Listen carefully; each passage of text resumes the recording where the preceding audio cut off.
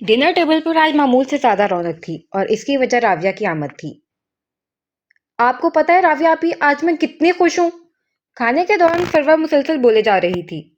नहीं भाई, मुझे नहीं पता, तुम खुद बता दो। आज आबिस भाई के ना होते हुए भी हमारे घर में रौनक है, सिर्फ और सिर्फ आपकी वजह से।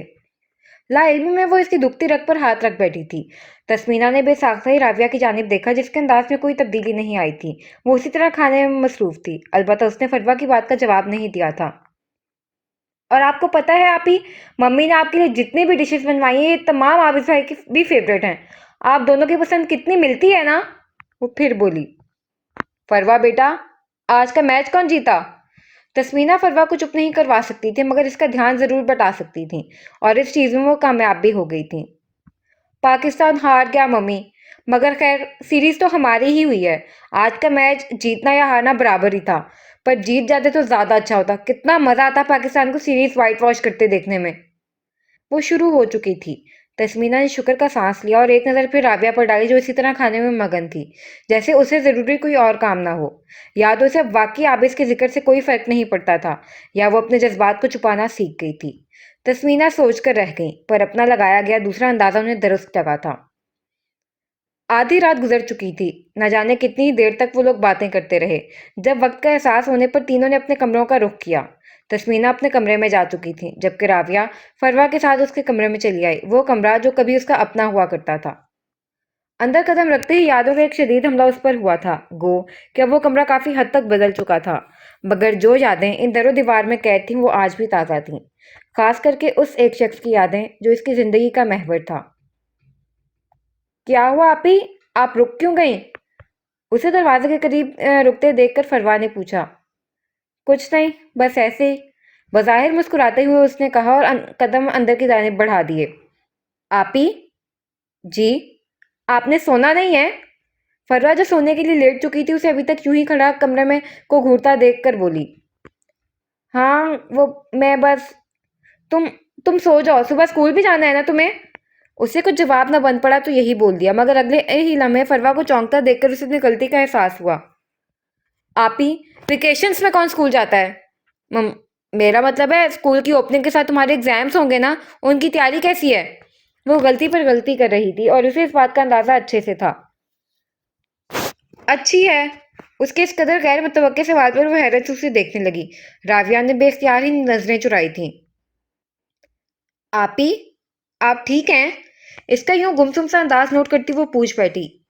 हाँ, मुझे क्या होना है। बज़ाहिर लापरवाही से कहते हुए वो बेड पर बैठ गई। इसी तरह की फरवा की जानिब इसकी पश्त थी। आपको किसी की याद आ रही है आप ही। न जाने उसने इस कदर सही अंदाजा कैसे लगाया था। राविया चौंकी, मगर रुख नहीं मोड़ा। आपको आबिस भाई की याद आ रही है। उसने बेख्तियारी रुख मोड़कर फरवा की जानिब देखा, और उसके अंदाज में कुछ ऐसा था कि फरवा के चेहरे पर भी मुस्कुराहट फैल गई। देखे, मेरा अंदाजा दुरुस्त था। नहीं, ऐसी कोई बात नहीं है। घबराकर एक बार फिर उसने रुख सामने की तरफ मोड़ लिया, कि कहीं वो उसके चेहरे पर छाए तासुरात देखकर उसके दिल का हाल ही ना जान जाए।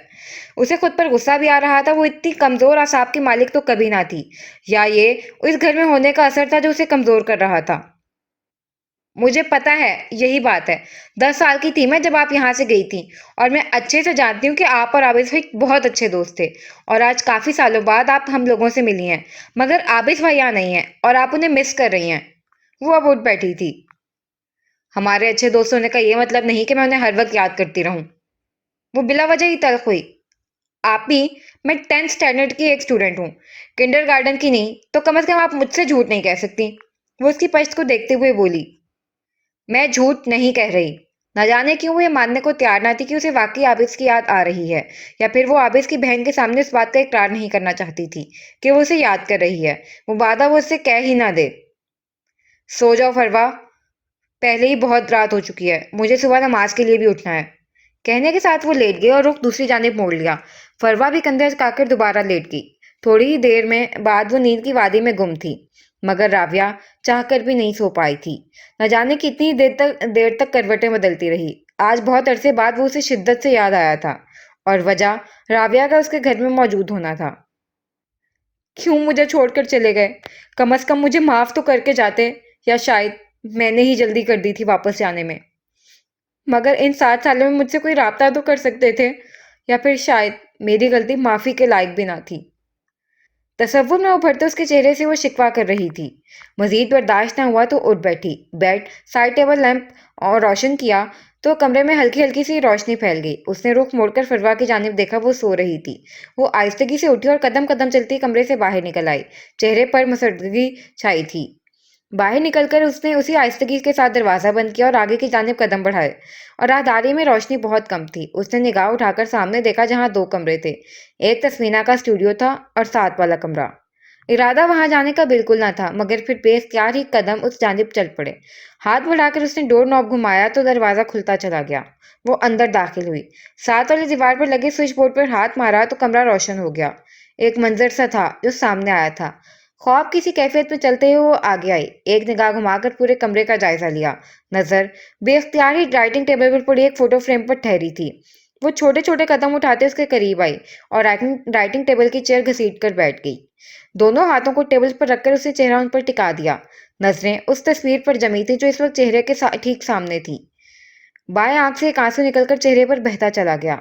کچھ دیر تک وہ خاموشی سے اس تصویر کو دیکھتی رہی، پھر کھوئے کھوئے سے انداز میں کہنا شروع کیا۔ فروا مجھ سے کہہ رہی تھی کہ میں آپ کو مس کر رہی ہوں۔ میں اسے کیسے بتاؤں کہ میں آپ کو یاد نہیں کر رہی تھی، کیونکہ آپ تو مجھے کبھی بھولے ہی نہیں ہیں۔ اذیت کا شدید احساس اس کے پورے وجود میں سرایت کرنے لگا۔ 7 سال وہ اس گھر سے دور رہی تھی، صرف اس ایک لمحے کی وجہ سے جو آج آن پہنچا تھا۔ کیا میری غلطی اتنی بڑی تھی کہ آپ نے مجھ سے یوں رخ موڑ لیا؟ ان 7 سالوں میں ایک بار بھی مجھ سے رابطہ کرنے کی کوشش نہیں کی، اور ناراضگی کی ایک وجہ تو میرے پاس بھی ہے، مگر میں تو آپ سے ناراض نہیں ہو پائی۔ آپ نے ایسا کیسے کر لیا؟ تصویر میں نظر آتے اس کے چہرے کو دیکھ کر وہ کہے جا رہی تھی، ایسے جیسے وہ اس کے سامنے ہو، ایسے جیسے وہ اس کی باتیں سن رہا ہو۔ آپ نے مجھے یاد نہیں رکھا عابس، حالانکہ آپ نے مجھ سے وعدہ کیا تھا کہ مجھے کبھی نہیں بھولیں گے۔ تو پھر آج میں بھی ایک وعدہ کرتی ہوں کہ آپ سے تب تک بات نہیں کروں گی جب تک آپ خود مجھ سے رابطہ کرنے کی کوشش نہیں کر لیتے۔ مستقبل کے حالات سے بے خبر آج اس نے خود سے ایک وعدہ لیا تھا، مگر کون جانے کہ وہ اپنے اس وعدے پر قائم رہ بھی پائے گی یا نہیں۔ تھک ہار کر اس نے گردن کرسی کی پشت سے ٹکا کر آنکھیں موند لیں۔ ذہن میں اب بھی اسی ایک شخص کا چہرہ گردش کر رہا تھا۔ بے اختیار اس نے آنکھیں کھولیں تو آس پاس کا منظر بدلنے لگا، اور وہ ایک بار پھر ماضی کی یادوں میں کھوتی چلی گئی۔ آپ کتنی خوبصورت کیلیگرافی بناتی ہیں خالہ جان! چہرے کو دونوں ہاتھوں کے پیالے میں دیے، پیروں کو صوفے کے نیچے لٹکائے جھلاتے ہوئے بہت اشتیاق سے انہیں دیکھ رہی تھی، جو اس کے قریب ہی اپنے ایزل اور کینوس سیٹ کیے قرآنی آیات کے الفاظ کو بڑی مہارت سے مختلف رنگوں کے ساتھ کینوس پر بکھیر رہی تھیں، جبکہ ان دونوں سے کچھ فاصلے پر موجود بیڈ پر چند ماہ کی فروا سو رہی تھی۔ شکریہ۔ وہ مسکرائیں، ان کی مسکراہٹ بہت خوبصورت تھی۔ وہ بے اختیار ہی انہیں دیکھے گئی۔ خالہ جان! جی؟ آپ مسکراتے ہوئے کتنی اچھی لگتی ہیں، ہمیشہ مسکراتی رہا کریں۔ اس کی بات سن کر ان کی مسکراہٹ مزید گہری ہوئی۔ راویہ، اگر تمہیں لگتا ہے کہ میں تمہاری باتوں میں آ کر تمہیں آئس کریم کھانے کی اجازت دے دوں گی تو بالکل غلط ہے۔ راویہ کا منہ کھل گیا۔ آپ کو کیسے پتہ لگا میں کیا کہنے لگی تھی؟ وہ شدید حیرت سے انہیں دیکھنے لگی۔ ابھی جب تھوڑی دیر پہلے تم سمرین سے آئس کریم کے لیے ضد کر رہی تھی تو شاید میں وہیں موجود تھی۔ وہ ہنوز مسکرا رہی تھی۔ خالہ جان پلیز، بس لاسٹ ٹائم، اس کے بعد نہیں مانگوں گی۔ ممانی جان بھی میری بات نہیں سن رہی ہیں، پلیز پلیز پلیز۔ وہ منت پر اتر آئی تھی۔ نو راویہ، تم صبح سے 5 بار آئس کریم کھا چکی ہو۔ زیادہ آئس کریم کھانے سے تمہاری طبیعت خراب ہو سکتی ہے۔ نہیں ہوتی طبیعت خراب، پلیز نا خالہ جان۔ وہ صوفے سے اٹھ کر اب ان کے ٹھیک سامنے آ کھڑی ہوئی تھی۔ بالکل بھی نہیں راویہ، اور اب اگر تم نے ضد کی تو میں صنم کو فون کر کے تمہاری شکایت کروں گی۔ انہوں نے تنبیہ کی۔ آپ ممی سے میری شکایت کریں گی؟ اسے جیسے شوق لگا تھا۔ جی بالکل، اگر تم میری بات نہیں مانو گی تو میں صنم کو ضرور فون کروں گی۔ اس کے تاثرات دیکھ کر اچانک آتی اپنی مسکراہٹ کو ضبط کرتی وہ بولی۔ ٹھیک ہے خالہ جان۔ مزید بحث کا ارادہ ترک کر کے وہ باہر چلی آئی۔ اس کے اتنی جلدی مان جانے پر تسمینہ نے ایک نظر حیرت سے اس کی پشت کو ضرور دیکھا تھا۔ تھوڑی ہی دیر بعد وہ کچن میں موجود تھی، فریج کے ٹھیک سامنے کھڑے ہو کر دائیں ہاتھ کی شہادت کی انگلی کو گال پر رکھے، آنکھوں کو پرسوچ انداز میں چھوٹا کیے وہ فریج کو ایسے دیکھ رہی تھی جیسے اس کی لمبائی کا اندازہ لگا رہی ہو۔ پھر ایک خیال کے ذہن میں آتے ہی اس نے یہاں وہاں نگاہ دوڑا کر کچھ تلاش کرنا چاہا جس پر چڑھ کر وہ بآسانی آئس کریم نکال سکے۔ اس کی نظر کچھ فاصلے پر رکھے اسٹول پر پڑی اور اگلے ہی پل اس نے آگے بڑھ کر اسٹول کو فریج تک گھسیٹا اور ایک لمحہ بھی ضائع کیے بغیر اس پر چڑھ گئی۔ آئس کریم کے لیے تو میں اپنی جان بھی دے سکتی ہوں، اسٹول پر چڑھنا تو بہت معمولی سی بات ہے۔ ساتھ ہی ساتھ وہ بڑبڑائی تھی۔ ابھی اس نے فریزر کھول کر آئس کریم نکالی ہی تھی کہ اس کا بیلنس آؤٹ ہوا اور وہ دھڑام سے نیچے آئی۔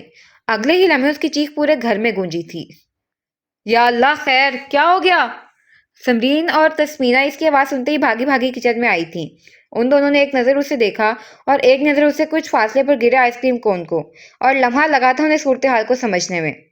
راویہ نے ایک چور نظر ان دونوں پر ڈالی۔ تب تک عابس اور احتشام بھی وہاں پہنچ چکے تھے اور اسے یوں زمین پر گرا دیکھ کر بے اختیاری دونوں کے قہقہے بلند ہوئے۔ ان دونوں کو گرانے والی آج خود زمین پر گری ہوئی تھی اور اس کی اس بے بسی پر ان دونوں کے لیے ہنسی روکنا مشکل ہو رہا تھا۔ سمرین اور تسمینہ کے بگڑے تیور دیکھ کر اس کے دماغ نے تیزی سے کام کرنا شروع کیا اور اگلے ہی لمحے وہ موٹے موٹے آنسوؤں کے ساتھ رو رہی تھی۔ اسے چوٹ نہیں آئی تھی کیونکہ اسٹول کی اونچائی بہت زیادہ نہ تھی، مگر یہ بات وہ خود جانتی تھی، سامنے کھڑے لوگ نہیں، اور ڈرامے بازی میں تو ویسے بھی اس کا کوئی ثانی نہ تھا۔ اسے یوں روتا دیکھ عابس اور احتشام کی ہنسی کو بریک لگا، جبکہ تسمینہ اور سمرین یکدم ہی اس کی جانب بڑھیں۔ راویہ، میرا بچہ کیا ہوا؟ چوٹ لگی ہے کیا؟ سمرین نے فکر مندی سے پوچھتا تو اس نے روتے روتے اس بات میں سر ہلایا۔ جی مومانی جان، پیر میں بہت درد ہو رہا ہے۔ اس کی اداکاری اس قدر زبردست تھی کہ وہاں موجود تمام نفوس دھوکہ کھا گئے سوائے ایک کے۔ عابس نے اپنی ایکس رے کرتی آنکھوں سے بھرپور انداز میں اس کا جائزہ لیا، پھر اگلے ہی لمحے راویہ کی کچھ دن پہلے والی حرکت اس کے ذہن میں تازہ ہوئی اور بس اس نے فیصلہ کر لیا تھا کہ اسے کیا کرنا ہے۔ تسمینہ اور سمرین اسے مسلسل پیر کو حرکت دینے کا کہہ رہی تھی مگر وہ انکار کیے جا رہی تھی۔ احتشام بھی کچھ پریشانی سے یہ تمام صورتحال دیکھ رہا تھا کہ یکدم ہی عابس کی آواز ان چاروں کی سماعت سے ٹکرائی اور اگلے ہی لمحے راویہ کی چیخیں تھیں۔ راویہ، کاکروچ! یہ سننا تھا کہ وہ خوف کے مارے فوراً ہی کھڑی ہوئی تھی اور اچھل اچھل کر حلق کے بل چلانے لگی۔ عابس نے بس اپنی ہنسی دبائی جبکہ احتشام کا منہ کھل گیا اور سمرین اور تسمینہ تو حیران پریشان سے اس چھوٹا ڈرامہ کوئن کو دیکھ رہی تھیں جس کے لیے تھوڑی دیر پہلے پیر ہلانا بھی مشکل ہو رہا تھا اور اب اچھلتے وہ ایک دم ہی ٹھہری۔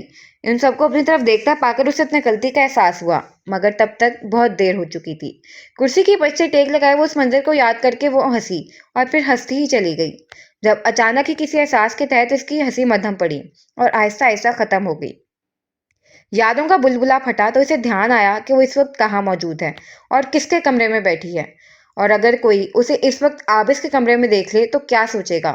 پہلے کی بات اور تھی مگر اب وہ سب کچھ بھول بھال کر اٹھی اور تیز تیز قدم اٹھاتی کمرے سے باہر آ گئی اور پھر اس نے پیچھے مڑ کر نہیں دیکھا تھا۔ فروا کے روم میں آ کر اس نے آہستہ سے دروازہ بند کیا اور بیڈ پر آ کر لیٹ گئی مگر پوری رات گزر جانے کے باوجود بھی وہ سو نہیں پائی تھی۔ منظر تھا تسمینہ کے آرٹ اسٹوڈیو کا، اس گھر کا ایک وسیع و عریض کمرہ جسے بڑی ہی خوبصورتی کے ساتھ آرٹ اسٹوڈیو میں تبدیل کیا گیا تھا۔ ڈارک براؤن رنگ کا ہارڈ ووڈ کا فرش اور اسی رنگ کے شیلفز جن میں مختلف قسم کی پینٹنگز، ایسیسریز اور ٹولز موجود تھے۔ ساتھ ہی ساتھ آرٹ پر لکھی گئی مشہور و معروف آرٹسٹ کی کتابیں بھی ترتیب سے لگی ہوئی تھیں۔ کمرے میں داخل ہوتے ہی سامنے نظر آنے والی دیوار مکمل شیشے کی تھی جس پر ڈارک براؤن ہی شیڈز لگے تھے جو اس وقت کھلے تھے۔ دائیں جانب والی دیوار پر صوفہ تھا جس پر فروا اپنا ٹیب سنبھالنے براجمان تھی، اسی طرح کے اس کے دونوں پاؤں کینچی کی صورت میں سامنے موجود سینٹر ٹیبل پر تھے۔ بائیں طرف والی دیوار تسمینہ کی ہی بنائی گئی کیلیگرافی سے بھری ہوئی تھی۔ گلاس وال کے ٹھیک سامنے ذرا سی ترچھی ہو کر تسمینہ اسٹول پر بیٹھی تھیں اور ان کے سامنے لکڑی کا ایک ایزل رکھا تھا جس پر لگی پینٹنگز کو وہ ہاتھ میں پکڑی پینٹنگ پیلٹ میں موجود رنگوں کی مدد سے آخری ٹچ دے رہی تھی۔ کیسی لگ رہی ہے؟ پینٹنگ کو آخری ٹچ دیتے ہوئے اندر داخل ہوتی راویہ پر نظر پڑتی تو پوچھ بیٹھی۔ ہمیشہ کی طرح لاجواب۔ ویسے آج مجھے آئس کریم نہیں چاہیے۔ راویہ کی بات سنتے ہی وہ کچھ یاد کر کھلا کر ہنس پڑی۔ راویہ بھی مسکرا دی۔ کل رات کے واقعات کا معمولی سا بھی اثر نہ تھا اس کے چہرے پر۔ کیا مطلب ہے اس آیت کا خالہ جان؟ ستائشی انداز میں پینٹنگ کو دیکھتی وہ قدم قدم چلتے ان کے قریب آئی۔ تسمینہ نے ہاتھ روک کر ایک نظر اسے دیکھا اور آہستگی کے ساتھ بولی، بے شک نماز بے حیائی اور برے کاموں سے روکتی ہے۔ ماشاء اللہ! راویہ کے منہ سے بے اختیار نکلا، جبکہ فروا چونک کر سیدھی ہوئی تھی۔ ہاتھ میں پکڑا ٹیب بھی اس نے فوراً ہی نیچے کیا اور اگلا سوال اسی کی جانب سے آیا تھا۔ ممی، کیا نماز واقعی بے حیائی اور برے کاموں سے روکتی ہے؟ اس کا سوال کچھ عجیب تھا، یا شاید اسے خود لگ رہا تھا۔ یہ قرآن پاک کے الفاظ ہیں فروا، کیا اس میں کسی شک کی گنجائش ہو سکتی ہے؟ وہ اچھے سے جانتی تھی کہ یہ سوال نہیں ہے، اس لیے کچھ جھینپ کر خاموش ہو گئی، مگر اس کے چہرے پر موجود الجھن کو راویہ نے واضح محسوس کیا تھا۔ لیکن وہ اچھے سے جانتی تھی کہ فروا کو کوئی بھی پریشانی ہو وہ اسے ضرور ڈسکس کرے گی، اس لیے فی الوقت وہ خاموش ہو گئی۔ خالہ جان، آرٹ گیلری کے لیے کب نکلنا ہے؟ راویہ نے وہ سوال پوچھا جس کے لیے وہ یہاں آئی تھی۔ بس یہ ختم ہو جائے پھر نکلتے ہیں۔ ان کا اشارہ پینٹنگ کی طرف تھا۔ اوکے فروا، تم چلو گی ہمارے ساتھ؟ تسمینہ سے کہہ کر وہ فروا کی جانب متوجہ ہوئی۔ نہیں آپی، میچ ہے، میں کیسے جا سکتی ہوں؟ وہ فوراً ہی بولی۔ راویہ بس اسے دیکھ کر رہ گئی تھی۔ حالیہ دن کی دوپہر میں جب گھڑی کی سوئیاں مزید آگے بڑھیں، راویہ اور تسمینہ آرٹ گیلری جانے کے لیے تیار تھیں۔ تسمینہ نے کریم کلر کی قمیض اور ٹراؤزر کے ساتھ ہمیشہ کی طرح کپڑوں کے رنگ سے میچ کرتا سکارف سر پر باندھے دائیں کندھے پر سیاہ شال ڈال رکھی تھی، اور پھر تقریباً 20 منٹس کی ڈرائیو نے انہیں آرٹ گیلری پہنچا دیا۔ سفید ماربل کے بنے فرش پر قدم رکھتے وہ دونوں آرٹ گیلری میں داخل ہوئیں۔ گرے اور وائٹ رنگ کے کمبینیشن پر بنا یہ خوبصورت سا ہال تھا، جس کی سیلنگ پر جا بجا سفید LED لائٹس لگی تھیں۔ دیواروں پر آویزہ پینٹنگز پر ان لائٹس کا عکس کافی بھلا معلوم ہوتا تھا۔ خطاطی میں دلچسپی رکھنے والے بہت سے ملکی اور غیر ملکی لوگ وہاں موجود تھے، جو عالمی شہرت یافتہ خطاط تسمینہ علی کے شاہکاروں کو دیکھنے دور دراز سے آئے تھے۔ راویہ کو ہال میں ہی چھوڑ کر تسمینہ اپنے آفس میں آ گئیں، کیونکہ انہیں اپنے مینیجر کے ساتھ مل کر اگلے مہینے ہونے والی 3 روزہ ایگزیبیشن پر رکھی جانے والی پینٹنگز کی لسٹ تیار کرنی تھی۔ پچھلے آدھے گھنٹے سے وہ ہال میں یہاں وہاں گھوم پھر کر تمام پینٹنگز کا جائزہ لے رہی تھی، مگر یہ کام اب اسے بور کرنے لگا تھا، کیونکہ آرٹ میں اسے کبھی بھی خاص دلچسپی نہ رہی تھی، اور وہ جانتی تھی کہ تسمینہ کو فارغ ہونے میں بھی کافی وقت لگے گا۔ مزید کچھ وقت گزر جانے کے بعد اس نے کچھ سوچ کر دائیں کندھے پر لٹکے اپنے پرس سے فون نکالا اور اس پر انگلیاں چلانے لگی۔ شاید وہ میسج ٹائپ کر رہی تھی۔ سینڈ کا بٹن دبا کر موبائل ہاتھ میں ہی پکڑے وہ پھر چھوٹے چھوٹے قدم اٹھاتی ان پینٹنگز کی جانب بڑھی اور ایک ایک پینٹنگ کو بغور دیکھنے لگی۔ چند منٹس تک دوسری جانب سے کوئی جواب نہ پا کر اس نے ہاتھ میں پکڑے فون پر ایک نمبر ڈائل کیا۔ تیسری بیل پر کال ریسیو کر لی گئی۔ تقریباً 30 سیکنڈ کال پر بات کرنے کے بعد اس نے موبائل کی اسکرین بجھا کر موبائل پھر سے پرس میں ڈالا اور ایک بار پھر ان پینٹنگز کی جانب متوجہ ہو گئی۔ 15 منٹ مزید گزرے تھے۔ وہ اب بھی انہیں پینٹنگز کو دیکھ رہی تھی جب اس کی نظر ہر پینٹنگ کے نیچے کی جانب کونے میں لکھے تسمینہ کے نام پر ٹھہری۔ ایک دھماکہ سا ہوا تھا اس کے ذہن میں۔ ذہن کے پردے پر ایک منظر لہرایا، اپنے کمرے کا منظر، جہاں بیڈ کے ٹھیک سامنے والی دیوار پر ترتیب وار 6 پینٹنگز لٹکی ہوئی تھی، مگر وہ کیلی گرافی نہ تھی۔ ان پینٹنگز پر بھی ایک نام درج تھا، مگر کس کا؟ ابھی وہ مزید کچھ سوچنے ہی لگی تھی کہ نگاہ داخلی دروازے کی جانب اٹھی۔ اس نے دیکھا وہاں سے کوئی چلتا ہوا آ رہا تھا۔ اندر آتے شخص کا رخ اسی کی جانب تھا۔ جیسے ہی وہ شخص قریب آیا، راویہ کے لبوں پر بے ساختہ مسکراہٹ آن ٹھہری۔ بلیک ڈریس پینٹ پر وائٹ شرٹ پہنے، ٹائی کی نوٹ ڈھیلی کیے، ایک ہاتھ میں کوٹ تھامے وہ احتشام تھا، جو یقیناً آفس سے ڈائریکٹ یہاں آیا تھا۔ کیا حال ہے؟ اس نے پوچھا۔ میرے خیال سے ہم کل شام تک ساتھ ہی تھے۔ راویہ نے جیسے اس کی یادداشت میں اضافہ کیا تھا۔ ہاں تھے تو ساتھ ہی، مگر اس کے بعد تم پھپھو کے گھر چلی گئی، اسی لیے میں نے تمہاری خیریت پوچھنا ضروری سمجھا۔ جواباً احتشام کے کہے گئے جملے کا مطلب سمجھ کر اس کی مسکراہٹ سمٹی۔ اچھا چھوڑو، یہ بتاؤ بلایا کیوں تھا؟ اس کے تاثرات بدلتے دیکھ وہ فوراً سنبھلا اور ایک قدم آگے بڑھ کر دیوار پر لگی پینٹنگ کے سامنے آ کھڑا ہوا۔ خالہ جان فی الحال مصروف ہے اور میں یہاں بور ہو رہی ہوں۔ وہ اس کی جانب پلٹی جو اب بھی پینٹنگ کو بغور دیکھ رہا تھا۔ تو وہ اسی طرح کھڑا رہا، بس گردن ذرا سی موڑ کر سوالیہ ابروج کا ہے۔ تو یہ کہ مجھے سمندر پر جانا ہے۔ واٹ؟ تم نے مجھے یہاں اس لیے بلایا کیونکہ تمہیں سمندر پر جانا ہے، اور تم اکیلی بھی جا سکتی تھی، پھر مجھے بلانے کا مقصد؟ اسے جیسے شوق لگا تھا۔ تو تم سے کس نے کہا کہ میں تمہارے ساتھ جا رہی ہوں؟ وہ مسکرائی۔ کچھ تھا اس کی مسکراہٹ میں۔ احتشام رک کر اسے دیکھنے لگا۔ تم نے مجھے یہاں بلایا، اس کا مطلب تو یہی ہوا کہ تم چاہتی ہو میں تمہیں سمندر پر لے کے جاؤں؟ وہ کچھ الجھ کر بولا۔ نہیں مسٹر احتشام، میں نے تمہیں اس لیے نہیں بلایا کہ تم مجھے سمندر پر لے کر جاؤ، بلکہ اس لیے بلایا ہے تاکہ میں تمہاری گاڑی لے کر اکیلے جا سکوں۔ وہ ایک جذب سے بولی۔ اوہ گاڈ، راویہ تمہیں صرف میری گاڑی چاہیے تھی؟ اس نے پوری آنکھیں نکال کر اسے دیکھا۔ جی ہاں، راویہ نے اس بات میں سر ہلایا۔ مگر تم کیب لے سکتی تھی یا خالہ جان کی گاڑی میں جا سکتی تھی۔ احتشام نے جیسے اسے آپشنز گنوائے تھے۔ ہاں میں ایسا کر سکتی تھی مگر میں نے ایسا نہیں کیا۔ مگر کیوں؟ تمہیں پتہ ہے میں کتنی اہم میٹنگ چھوڑ کر آ رہا ہوں صرف اس لیے کہ مجھے لگا تمہیں ہیلپ کی ضرورت ہے، اور تم نے ڈرائیور کو بھی بھیجنے سے بھی منع کیا تھا۔ وہ حیرت زدہ سا پوچھ رہا تھا۔ اگر میں ایسے نہیں کرتی تو مجھے کیسے پتا چلتا کہ تم میرے ایک بار بلانے پر اپنے سارا کام چھوڑ کر آ سکتے ہو؟ راویہ نے مدھم سے مسکراہٹ کے ساتھ کہا۔ اس کا جواب سن کر وہ چند لمحے کچھ بول نہ پایا، پھر بے اختیار ہی اس کے لب مسکراہٹ میں ڈھلے۔ پاگل ہو تم۔ وہ تو میں ہوں، راویہ بولی۔ پھر چند لمحے دونوں کے درمیان خاموشی سے گزرے جسے احتشام کی آواز سے توڑا۔ پھپھو کو اپنے جانے کا بتا دیا تم نے؟ ہاں میں نے انہیں ٹیکسٹ کر دیا ہے، تم بھی کہہ دینا۔ اوکے تم جاؤ، میں پھپھو سے مل لوں۔ ٹھیک ہے، کہنے کے ساتھ ہی وہ آگے بڑھی، پھر کچھ یاد آنے پر دوبارہ پلٹی۔ بائی دا وے سوری، میری وجہ سے میٹنگ چھوڑنے پر تمہیں ماموں جان کی ڈانٹ سننی پڑے گی۔ اس کے لہجے میں واضح افسوس تھا۔ نہیں وہ ایسا نہیں کریں گے، کیونکہ جتنی اچھی پریزنٹیشن میں دے کر آ رہا ہوں اس کے بعد وہ ٹینڈر ہمارے ہاتھ سے نکل نہیں سکتا۔ وہ پورا اعتماد نظر آتا تھا۔ انشاءاللہ۔ وہ کھلے دل سے مسکرائے اور آگے بڑھ گئی۔ احتشام بھی مسکراتے ہوئے سر چٹک کر آگے بڑھ گیا۔ باہر نکلتے وقت راویہ نے دل ہی دل میں اپنی دوستی کی سلامتی کی دعا کی تھی، کیونکہ دوست کو کھونے کا درد کوئی اس سے بہتر نہیں جانتا تھا جو پہلے ہی اپنا ایک دوست کھو چکی تھی۔ راویہ آرٹ گیلری سے نکلی، دوسری جانب احتشام تسمینا کے آفس کے روم کی طرف آیا۔ کم ان۔ دروازہ نوک کرنے پر اندر سے تسمینا کی آواز ابھری تھی، اور پھر ایک لمحے کے وقفے کے بعد اندر داخل ہو گیا۔ اسے دیکھ کر ان کی منیجر اٹھ کھڑی ہوئی اور تسمینا کے ساتھ ایک دو لفظ کا تبادلہ کر کے باہر کی جانب چل پڑی۔ احتشام نے اندر داخل ہوتے ہی ان کے ٹھیک سامنے والی کرسی سنبھالی، ایسے کہ ان کے درمیان میں ایک میز حائل تھی۔ آج تم نے یہاں کی راہ کیسے لے لی؟ وہ مسکراتے ہوئے گویا ہوئی۔ آپ کی بھانجی نے بلوایا تھا۔ جواباً وہ بھی مسکرایا۔ ہاں اس کا ٹیکسٹ ملا مجھے، تم اس کے ساتھ نہیں گئے؟ انہوں نے پوچھا۔ اسے صرف میری گاڑی چاہیے تھی، جانا اس نے اکیلے ہی تھا، احتشام نے بتایا تو بے اختیار ہی وہ کھلکھلا کر ہنس پڑی۔ تم ہمیشہ اس کی باتوں میں آ جاتے ہو۔ یہ بات تو آپ نے بالکل درست کہی، مگر اب مجھے عادت ہو گئی ہے اس کی باتوں میں آنے کی۔ بچپن سے لے کر آج تک وہ ہر چیز میں مجھ سے ایک قدم آگے رہی ہے، اور اب میں چاہتا ہوں وہ مجھ سے آگے ہی رہے۔ وہ مدھم سا مسکرایا۔ تسمینا نے بغور اسے دیکھا تھا۔ چلو اچھا کیا تم آ گئے، اب ساتھ ہی چلیں گے۔ بھائی جان نے بہت دنوں سے بلوایا ہے، سوچ رہی ہوں آج چکر لگا لوں۔ ان کے ہاتھوں میں کچھ کاغذات تھے جنہیں وہ ایک فائل میں جوڑ رہی تھی۔ ابا نے بلوایا ہے؟ اس نے کچھ چونک کر پوچھا۔ ہاں کہہ رہے تھے کچھ کام ہے۔ کاغذات کو فائل میں جوڑ کر اب انہوں نے اس فائل کو درمیانی میز پر بنے چاروں خانوں میں سب سے پہلے خانے میں رکھا تھا۔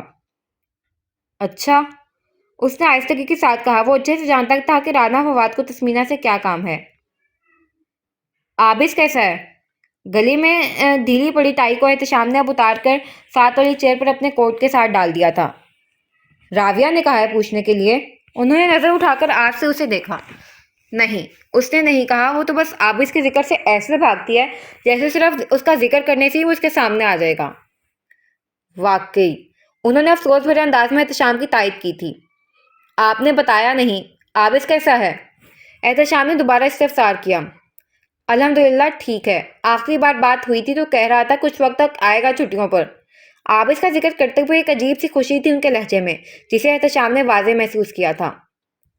مجھے اس دن کا انتظار ہے جب عابس اور راویہ کا سامنا ہوگا۔ وہ بے وجہ مسکرایا۔ کوئی معجزہ یہ ہوا جو ایک دوسرے کے سامنے آنے پر راضی ہو جائیں گے، تسمینا نے حسرت بھرے انداز میں کہا۔ کیا عابس اب تک ناراض ہے اس سے؟ احتشام نے سوالیہ نظروں سے انہیں دیکھا۔ معلوم نہیں، وہ اس کا ذکر ہی نہیں کرتا، نہ اس کے بارے میں پوچھتا ہے۔ وہ یکدم ہی اداس ہوئی تھی۔ اچھا آپ یوں مایوس تو نہ ہو، اللہ پاک سب بہتر کرے گا، احتشام نے انہیں دلاسا دلایا تھا، جبکہ دل ہی دل میں وہ خود بھی ان دونوں کے ملنے سے نا امید ہو چکا تھا۔ ایک بار پھر ہم ماضی کا رخ کریں گے جہاں آپ نے میری فیوریٹ ڈال توڑ دی عابس۔ پچھلے 10 منٹ سے وہ عابس کے سر پر کھڑی بس یہی بات دہرائی جا رہی تھی، جس کا ویڈیو گیم کھیلتے عابس پر کوئی اثر نہ ہوا تھا۔ میں تم سے اور کتنی بار کہوں راویہ کہ میں نے تمہاری ڈال کو ہاتھ تک نہیں لگایا؟ وہ بنا اس کی طرف دیکھے اطمینان سے بولا۔ یہ کام آپ کا ہی ہے، کچھ دن پہلے جو میں نے آپ کا چہرہ بگاڑا تھا اس کا بدلہ لیا ہے آپ نے۔ وہ پر یقین تھی۔ اگر مجھے تم سے بدلہ لینا ہوتا تو سب کے سامنے لیتا، कम از कम यूं पीठ पीछे कुछ ना करता। और वैसे भी आज सुबह सिर्फ एक लफ्ज बोलने पर तुम्हें अच्छी खासी डांट पड़ चुकी है। मुझे मजीद कुछ करने की जरूरत नहीं थी। कमाल की भी न्याजी थी उसके अंदाज में। वो मेरी फेवरेट डॉल थी।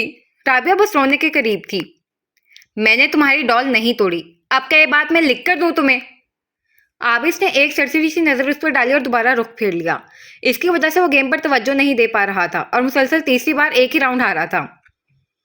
मेरी लास्ट बर्थडे पर बाबा ने वो डॉल मुझे गिफ्ट की थी। अगर आपके बाबा आपको कोई टॉय गिफ्ट करते तो कोई इसे तोड़ देता तो? अब वो उसके बिल्कुल सामने आ खड़ी हुई थी। ऐसे कि स्क्रीन आबिस से मुकम्मल तो नहीं मगर काफी हद तक छुप गई थी। वो बेख्तियार ही तिलमिलाकर उठा। आखिर तुम्हारे साथ मसला क्या है? जब एक बार मैंने कह दिया कि तुम्हारी डॉल मैंने नहीं तोड़ी तो फिर क्यों मेरे सर पर सवार होकर मुझे परेशान कर रही हो? उसके अंदाज में गुस्से से ज्यादा झुंझुलाहट थी। मगर राबिया पर किसी चीज का असर हो जाए ये कहाँ मुमकिन था।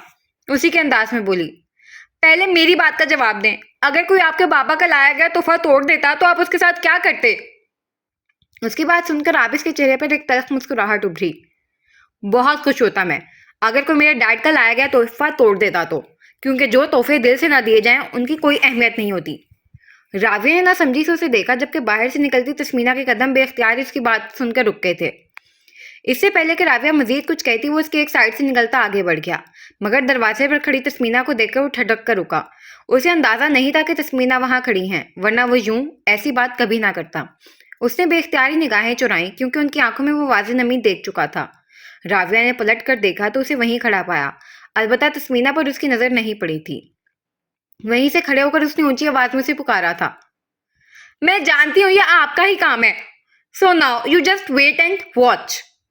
चैलेंजिंग अंदाज में उसे वार्न करती वो आगे बढ़ी तो निगाह बेसाख्ता ही तस्मीना के चेहरे पर पड़ी। एक नज़र उन दोनों के खामोश चेहरों पर डालकर वो आंखों में हैरत लिए वहां से निकल गई, जबकि वो दोनों न जाने कितनी ही देर एक दूसरे से नजरें चुराए वहीं खड़े रहे थे। इस मामले पर इन दोनों में से किसी पे भी बात करने की सकत ना थी, जो इनकी जिंदगी का एक स्याह बाब था। शाम के साए अपने पर फैला रहे थे। खाने की तलाश में सुबह सवेरे घोंसलों से निकले परिंदे अब अपना रिस्क इकट्ठा करके घरों की जानिब रवां दवा थे।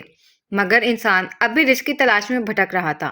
कुछ लोग दिन भर की कमाई गई रकम को हाथ में उठाए खुशी से सरशार थे और मजीद रकम हासिल करने के लिए बेचैन थे, तो कुछ एक और नाकामी भरे दिन पर उदास। गर्ज हर कोई अपनी दुनिया संवारने में मसरूफ था।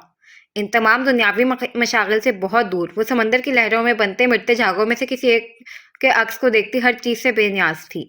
नजरों के ठीक सामने डूबता सूरज उसे दुनिया से कहीं दूर ले जा रहा था, वहां जहां उसकी खुशियों का जहां आबाद था। लहरें उमड़ उमड़ कर इसके पैरों को छूती वापस जा रही थी। दुपट्टा सर से ढलक कर कंधों तक आ गया था। चोटी से निकलती लटें हवा के बायस चेहरे पर बिखर रही थी, जिन्हें इसने एक मर्तबा भी नहीं समेटा था। पसंदीदा शख्स से दूरी एक ऐसा जहर है जो इंसान की जिंदगी में घुलकर रफ्ता रफ्ता उसे खत्म कर देता है। उसकी जिंदगी में भी पिछले 7 सालों से ये जहर अपना काम दिखा रहा था और आज एक बार फिर से उस शख्स के शहर में खड़े होकर वो उस जहर का असर पूरी शिद्दत से अपने अंदर उतरता महसूस कर रही थी। और अब उस जहर का तरियाक सिर्फ उस शख्स की वापसी की सूरत में ही मुमकिन था, और एक ऐसी ख्वाहिश थी जिसके अधूरा रह जाने का उसे अब 100% यकीन हो चला था। आंखों में पहली वीरानी को आंसुओं की सूरत में बहाकर अब वो साए पर छोटे छोटे कदम उठाती चलने लगी थी। थोड़ी देर यूं ही चहलकदमी करने के बाद कुछ सोचकर वो अपनी गाड़ी की जानिब चल पड़ी, जो यहाँ से कुछ फासले पर पार्क थी। जिस जगह वो मौजूद थी वहां लोगों का रश ना होने के बराबर था। उसने एक निगाह आसपास दौड़ाई तो दूर तक किसी को ना पाया, सिवाय उसे चंद कदम दूर खड़े एक जोड़े के। वो अबाए में मलबूस एक औरत थी जिसका चेहरा निकाब से ढका हुआ था और साथ में सफेद शलवार कमीज में मलबूस एक मर्द भी था। राविया ने एक भरपूर नजर इन दोनों पर डाली और फिर आगे बढ़ गई। आर्ट गैलरी से निकले उसे काफी देर हो गई थी और अब उसे घर पहुंच जाना चाहिए था। लाउंज में 4 नफूस मौजूद थे, मगर खामोशी का एक तवील दौरानिया उन तमाम के बीच हाइल था। एक तरफ रखे 2 सीटर सोफे पर राना फवाद टांग पर टांग जमाए हाथ सोफे की पश्त पर टिकाए बराजमान थे। उनके मुकाबले रखे सोफों पर तस्मीना और समरीन बैठी थी, जबकि दाएं वाले सोफे पर एहतशाम बज़ाहिर मोबाइल में सर दिए बैठा था, मगर इसकी तमाम तर तवज्जो इन बातों की जानिब थी जो इस वक्त मौजूद बहस थी। तस्मीना, फवाद ठीक कह रहे हैं, अब हमें आबिस के बारे में कुछ सोचना चाहिए। माशाल्लाह से 30 का होने वाला है। ये समरीन थी जिन्होंने सबसे पहले इस खामोशी को तोड़ा। राना फवाद की कुछ देर पहले की गई बात पर तस्मीना की खामोशी को हर कोई महसूस कर चुका था। بھائی جان، سمرین، آپ دونوں کی بات ٹھیک ہے مگر وہ کچھ کہتے کہتے خاموش ہوئی۔ مگر کیا تسمینہ؟ رانا فواد نے پوچھا۔ ٹھیک ہے، اس بار جب وہ چھٹیوں پر آئے گا تو میں اس سے اس سلسلے میں بات کروں گی۔ انہوں نے جیسے بات ہی ختم کر دی تھی۔ رانا فواد نے سمجھ کر سر ہلایا۔ سمرین بھی خاموش ہو گئی تھی۔ شاید ان دونوں کو اندازہ ہو گیا تھا کہ وہ اس موضوع پر بات کرنے سے کترا رہی ہیں، وجہ جو بھی تھی، مگر وہ تسمینہ کو مجبور نہیں کر سکتے تھے۔ ان دونوں نے احتشام اور عابس میں کبھی فرق نہ کیا تھا، مگر عابس تسمینہ کا بیٹا تھا اور وہ حق رکھتی تھی کہ اپنے بیٹے کی زندگی کے اس اہم پہلو پر خود سے کوئی فیصلہ کر سکیں۔ ایک بار پھر خاموشی کا دورانیہ ان کے بیچ آیا۔ احتشام نے موبائل سے سر اٹھا کر باری باری ان تینوں کو دیکھا، پھر اس طویل ہوتی خاموشی کو محسوس کرتے اس نے گلا کھنکار کر بات کا آغاز کیا۔ اگر آپ لوگ اپنے آس پاس نظر دوڑائیں تو مزید امیدوار بھی نظر آئیں گے جو شادی کے انتظار میں بوڑھے ہو رہے ہیں۔ اشارہ اپنی جانب تھا۔ ہیں؟ کون سی امیدوار؟ سمرین نے نہ سمجھی سے اسے دیکھا، جبکہ تسمینہ نے بے اختیار آتی اپنی ہنسی کو روکا تھا۔ برخوردار، اگر اس بات سے آپ کا اشارہ اپنی جانب ہے تو بھول جائیں کہ عابد سے پہلے آپ کی شادی ہوگی۔ رانا فواد نے بظاہر سخت لہجے میں کہا، مگر ان کے چہرے کے تاثرات نے لہجے کا ساتھ نہ دیا تھا۔ مگر کیوں؟ صرف 1 سال کا فرق ہے میرے اور عابد کے بیچ، پھر میرے ساتھ یہ ناانصافی کیوں؟ اس نے احتجاج کیا۔ یہ اتنا جو تم شادی کے لیے اتاولے ہو رہے ہو، کیا کوئی لڑکی تو نہیں پسند کر رکھی؟ انہوں نے جانچتی نظروں سے اسے دیکھا۔ تسمینہ اور سمرین اس کی یوں درگت بنتی دیکھ اپنی ہنسی نہ روک پائی تھی۔ نہیں، ایسی تو کوئی بات نہیں ہے۔ میں اور لڑکی، ہا ہا ہا، بہت اچھا مذاق تھا ابا۔ وہ اس اچانک افتاد پر بکھلا ہی تو گیا تھا۔ تم کہتے ہو تو مان لیتے ہیں، مگر تمہارے رنگ ڈھنگ سے تو ہمیں کچھ اور ہی اندازہ ہو رہا ہے۔ رانا فواد کی نظریں احتشام کے اندر تک اترنے کی صحیح کر رہی تھیں۔ اس نے بے اختیار ہی نگاہیں چرائیں۔ اچھا، اس بات کو چھوڑو ذرا، یہ تو بتاؤ کہ میٹنگ چھوڑ کر کہاں تشریف لے کر گئے تھے؟ انہوں نے ایک اور سوال داغا۔ راویہ نے بلایا تھا مجھے پھپھو کی آرٹ گیلری۔ یکدم ہی اس کا اعتماد کچھ بحال ہوا کیونکہ اب اس کے پاس ایکسکیوز موجود تھا۔ اچھا، مگر راویہ ہے کہاں؟ اب تک لوٹی نہیں۔ السلام علیکم۔ اسی لمحے ایک نسوانی آواز لاؤنج میں ابھری تھی۔ سب اسی جانب متوجہ ہوا۔ لیں، آ گئی راویہ، احتشام نے کہنے کے ساتھ ہی اس جانب اشارہ کیا جہاں سے وہ چلی آ رہی تھی۔ اسے دیکھتے ہی رانا فواد فوراً ہی اپنی نشست چھوڑ کر کھڑے ہوئے تھے۔ آ گئی میری بیٹی، انہوں نے محبت سے اسے گلے لگایا۔ جی ماموں جان۔ اس نے بھی اسی محبت کا اظہار کیا تھا۔ رانا فواد سے ملنے کے بعد سمرین اور تسمینہ سے مل کر وہ ان کے اور تسمینہ کے بیچ جا بیٹھی۔ اور کیا باتیں چل رہی تھی؟ ایک نظر سب پر ڈال کر اس نے مسکراتے ہوئے پوچھا۔ کچھ نہیں، بس میں تسمینہ سے کہہ رہا تھا کہ اب اسے عابس کی شادی کے بارے میں سوچنا چاہیے۔ جواب رانا فواد کی طرف سے آیا تھا۔ راویہ کے چہرے پر ایک تاریک سایہ سا لہرایا۔ اس نے چونک کر تسمینہ کی جانب دیکھا، لیکن یہ بس ایک لمحے کا عمل تھا۔ وہ فوراً ہی اپنا رخ دوبارہ سے سامنے کی جانب پھیر چکی تھی۔ تسمینہ، جو اس کے چہرے پر اس بات کا کوئی اثر دیکھنا چاہتی تھی، ناکام رہی تھی۔ البتہ اس کا چونکنا وہاں موجود ہر شخص نے محسوس کیا تھا، بشمول رانا فواد کے۔ اچھا، اچھی بات ہے۔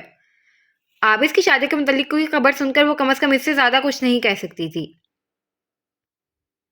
کیا مطلب راویہ اچھی بات ہے؟ بتاؤ نا کہ ہمارا فیصلہ درست ہے یا نہیں؟ سمرین نے استفسار کیا۔ احتشام اور تسمینہ بغور اسے دیکھ رہے تھے۔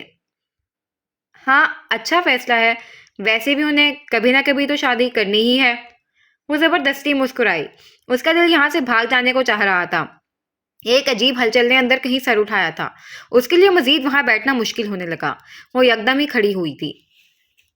میں چلتی ہوں، تھوڑا تھک گئی ہوں، ریسٹ کروں گی۔ ایک سرسری سی نگاہ ان چاروں پر ڈال کر وہ آگے بڑھ گئی، جبکہ اس کے اٹھتے ہی احتشام اور تسمینہ نے خاموش نظروں کا تبادلہ کیا تھا۔ کیا سوچ رہی ہو؟ تسمینہ کے رخصت ہونے کے بعد وہ سیدھا راویہ کے کمرے میں آیا تھا، جو کمرے کی بالکنی کی ریلنگ کے پاس کھڑی سامنے پھیلے رات کے اندھیرے میں کسی غیر مرئی نقطے کو تک رہی تھی۔ اس کی آواز پر وہ ایک لمحے کے لیے پلٹی، پھر دوبارہ سامنے دیکھنے لگی۔ کچھ نہیں، وہ آہستگی سے بولی۔ احتشام اس کے برابر میں آ کھڑا ہوا، ایسے کہ ریلنگ کے ساتھ اس کی پشت تھی اور نگاہیں سامنے دیوار کی جانب تھیں۔ پھر اتنی خاموش کیوں ہو؟ اس نے گردن دائیں جانب موڑ کر اسے دیکھا۔ بس ایسے ہی، راویہ نے بظاہر مسکرا کر مختصر سا جواب دیا تھا۔ کوئی ایسے ہی خاموش نہیں ہوتا، اور شام میں آرٹ گیلری پر تو تم بالکل ٹھیک تھی۔ अब की बार उसने रुख फिर सामने दीवार की जानिब कर लिया था, जहां एक स्याह रंग का पिंजरा लटका हुआ था। ऊपर से गोलाई की सूरत में आता, नीचे जाकर क्रूड शेप में इख्तियार कर लेता। क्या तुम्हें औरतों के मूड स्विंग्स के बारे में नहीं मालूम? हमारा मूड पल पल बदलता है। फिर तुम तो शाम की बात कर रहे हो। वो हल्का सा हंसी। दीगर औरतों के बारे में तो खैर मुझे नहीं मालूम, मगर तुम्हारे बारे में जरूर जानता हूँ कि तुम बिला वजह खामोश नहीं होती। उसकी निगाहें अब भी पिंजरे पर ही थीं, जिसमें फिंचेस का एक जोड़ा मौजूद था, जिन्होंने पिंजरे में उछल कूद मचा रखी थी। फिजा के बारे में भी नहीं मालूम? उसने शरारत से पूछा। तुम मौजू बदल रही हो। नहीं, मैं मौजू नहीं बदल रही, बस मैं तुम्हें समझाना चाह रही हूँ कि मैं बिल्कुल ठीक हूँ। अब वो उसकी जानिब रुख फेर चुकी थी। एहतशाम की नजर पिंजरे से फिसलकर दीवार पर पड़ते दोनों के अक्स पर गई। उसने राबिया के साय को अपनी जानिब पलटते देखा था। तुम मुझसे बातें छुपाने लगी हो, उसने शिकवा किया। तुम आखिर क्या जानना चाहते हो? वो बोली। आबिस की शादी के बारे में अब्बा और मम्मी के ख्यालात जानकर तुम्हें कुछ महसूस नहीं हुआ? वो भी अब उसकी तरफ घूम चुका था। मसलन, क्या तुम्हें वो याद नहीं आता? एहतशाम ने पूछा। आते हैं याद। फिर? उसने एतराफ किया था। अगर वो शादी कर लेगा तो तुम्हें कोई फर्क नहीं पड़ेगा? उसने फिर सवाल किया। एक ना एक दिन उनकी शादी होनी ही है, मुझे इस बात से क्यों फर्क पड़ेगा? जवाबन उसने आम से लहजे में कहा। तुम अच्छे से जानती हो कि तुम्हें क्यों फर्क पड़ेगा। इस मामले में राविया की एकदम दिलचस्पी उसे अच्छी नहीं लग रही थी। चंद दिन पहले भी एहतशाम ने उसे इस बात का जिक्र किया था, सिर्फ ये देखने के लिए वो कैसे रिएक्ट करती है, मगर उसका नॉर्मल अंदाज देखकर वो सोच में पड़ गया था। नहीं, मैं नहीं जानती। तुम खुद बता दो।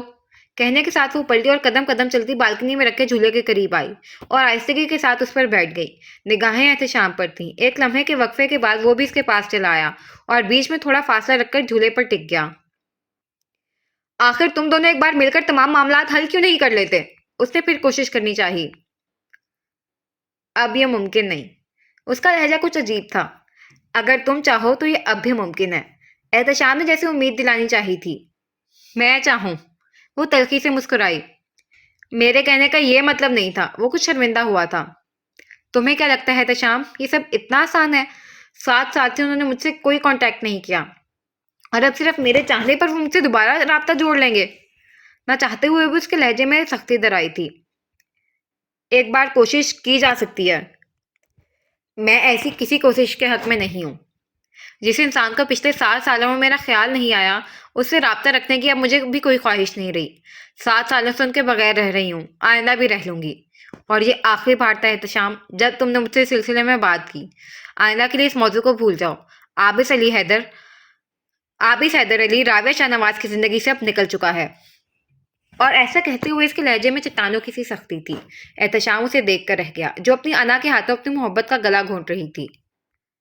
राविया, कुछ ताल्लुक नसीब में लिख दिए जाते हैं और इंसान कितनी भी कोशिश कर ले उनसे भाग नहीं सकता, उन्हें तोड़ नहीं सकता। तुम्हारा और आबिस का ताल्लुक भी ऐसा ही है, जो सिर्फ तुम्हारे कह देने से टूट नहीं जाएगा। तेजी से कहते हुए वो उठ खड़ा हुआ। राविया ने एक नाराज नजर उस पर डाली और फिर रुख मोड़ लिया। एहतशाम भी उसकी नाराजगी की परवाह किए बगैर आगे पलटकर आगे बढ़ गया। पीछे वो अकेली बैठी रह गई। आंख से दो मोती निकलकर गाल पर फिसले, जिन्हें उसने हथेली की मदद से बड़ी ही बेदर्दी के साथ रगड़ दिया। उसे रह रहकर एहतशाम पर गुस्सा आ रहा था। आखिर वो क्यों नहीं समझ रहा कि जब आबिस ही कोई राब्ता नहीं रखना चाहता, तो वो क्यों जबरदस्ती उसकी जिंदगी में घुसने की कोशिश करे। एहतशाम की बातों का असर ज़ाहिर करने के लिए कुछ देर बालकनी में ही बैठे रहने के बाद राविया ने अपने कमरे का रुख किया, जहां बेड साइड टेबल पर पड़ा उसका फोन न जाने कब से बज रहा था। उसने आगे बढ़कर मोबाइल उठाया और हैरत से स्क्रीन पर उभरते नाम को देखा, मगर उससे पहले वो यस करती कॉल कट चुकी थी। उसने देखा तो मजीद 3 मिस्ड कॉल्स का नोटिफिकेशन सामने स्क्रीन पर नजर आ रहा था। उसे हैरत हुई कि आखिर वो कॉल की आवाज़ क्यों नहीं सुन पाई, मगर गलती उसकी ना थी। उसके इर्द गिर्द ख्यालों का ऐसा जमे गफीर था कि कॉल की रिंगटोन उस तक पहुंचना नामुमकिन था। अभी वो दोबारा कॉल मिलाने ही लगी थी कि फिर मोबाइल बजा। राविया ने मोबाइल की वाइब्रेशन को अपनी हथेली पर महसूस किया। स्क्रीन पर फरवा कॉलिंग के अल्फाज जगमगा रहे थे। उसने यस करके फोन कान से लगाया और फिर बेड पर बैठ गई। दोनों पैरों को सीधा करते हुए उसने कुशन गोद में रखकर सर बेड ग्राउंड पर टिका दिया। अस्सलाम वालेकुम आपी, दूसरी जानिब से कहा गया। वालेकुम अस्सलाम। कुशन के पैटर्न पर हाथ फेरती वो बोली। आप सो तो नहीं गई थी? नहीं। तुम सुनाओ, इतनी रात को फोन किया? वो, आप ही। हाँ, कहो। आप वापस नहीं आई मम्मी के साथ? مجھے لگا آپ آئیں گی۔ کیا مجھے آنا چاہیے تھا؟ میرا مطلب ہے آپ کافی سالوں بعد آئیں اور صرف ایک رات میں واپس چلی گئیں۔ پھر آؤں گی، جلدی آئیے گا۔ اوکے، اور کچھ؟ جی وہ… کیا بات ہے فروا، کچھ کہنا چاہتی ہو؟ جی آپی، وہ ایک بات کرنی تھی آپ سے۔ کہو، میں سن رہی ہوں۔ نہیں، ایسے نہیں، آپ گھر آئیے گا، میں پھر بتاؤں گی۔ اوکے، پلیز جلدی آئیے گا۔ فروا، کوئی پریشانی کی بات تو نہیں ہے؟ نہیں، ایسی کوئی بات نہیں، بس آپ جلدی آئیے گا۔ ٹھیک ہے، میں کچھ دنوں تک آؤں گی۔ شکریہ آپی۔ آپی بھی کہہ رہی ہو اور شکریہ بھی کہہ رہی ہو۔ سوری، دراصل عابس بھائی ہوتے تھے تو میں ان سے شیئر کر لیتی تھی، مگر اب وہ یہاں نہیں ہے تو… ایک سسکی اور پھر گہری خاموشی۔ فروا، تم رو رہی ہو؟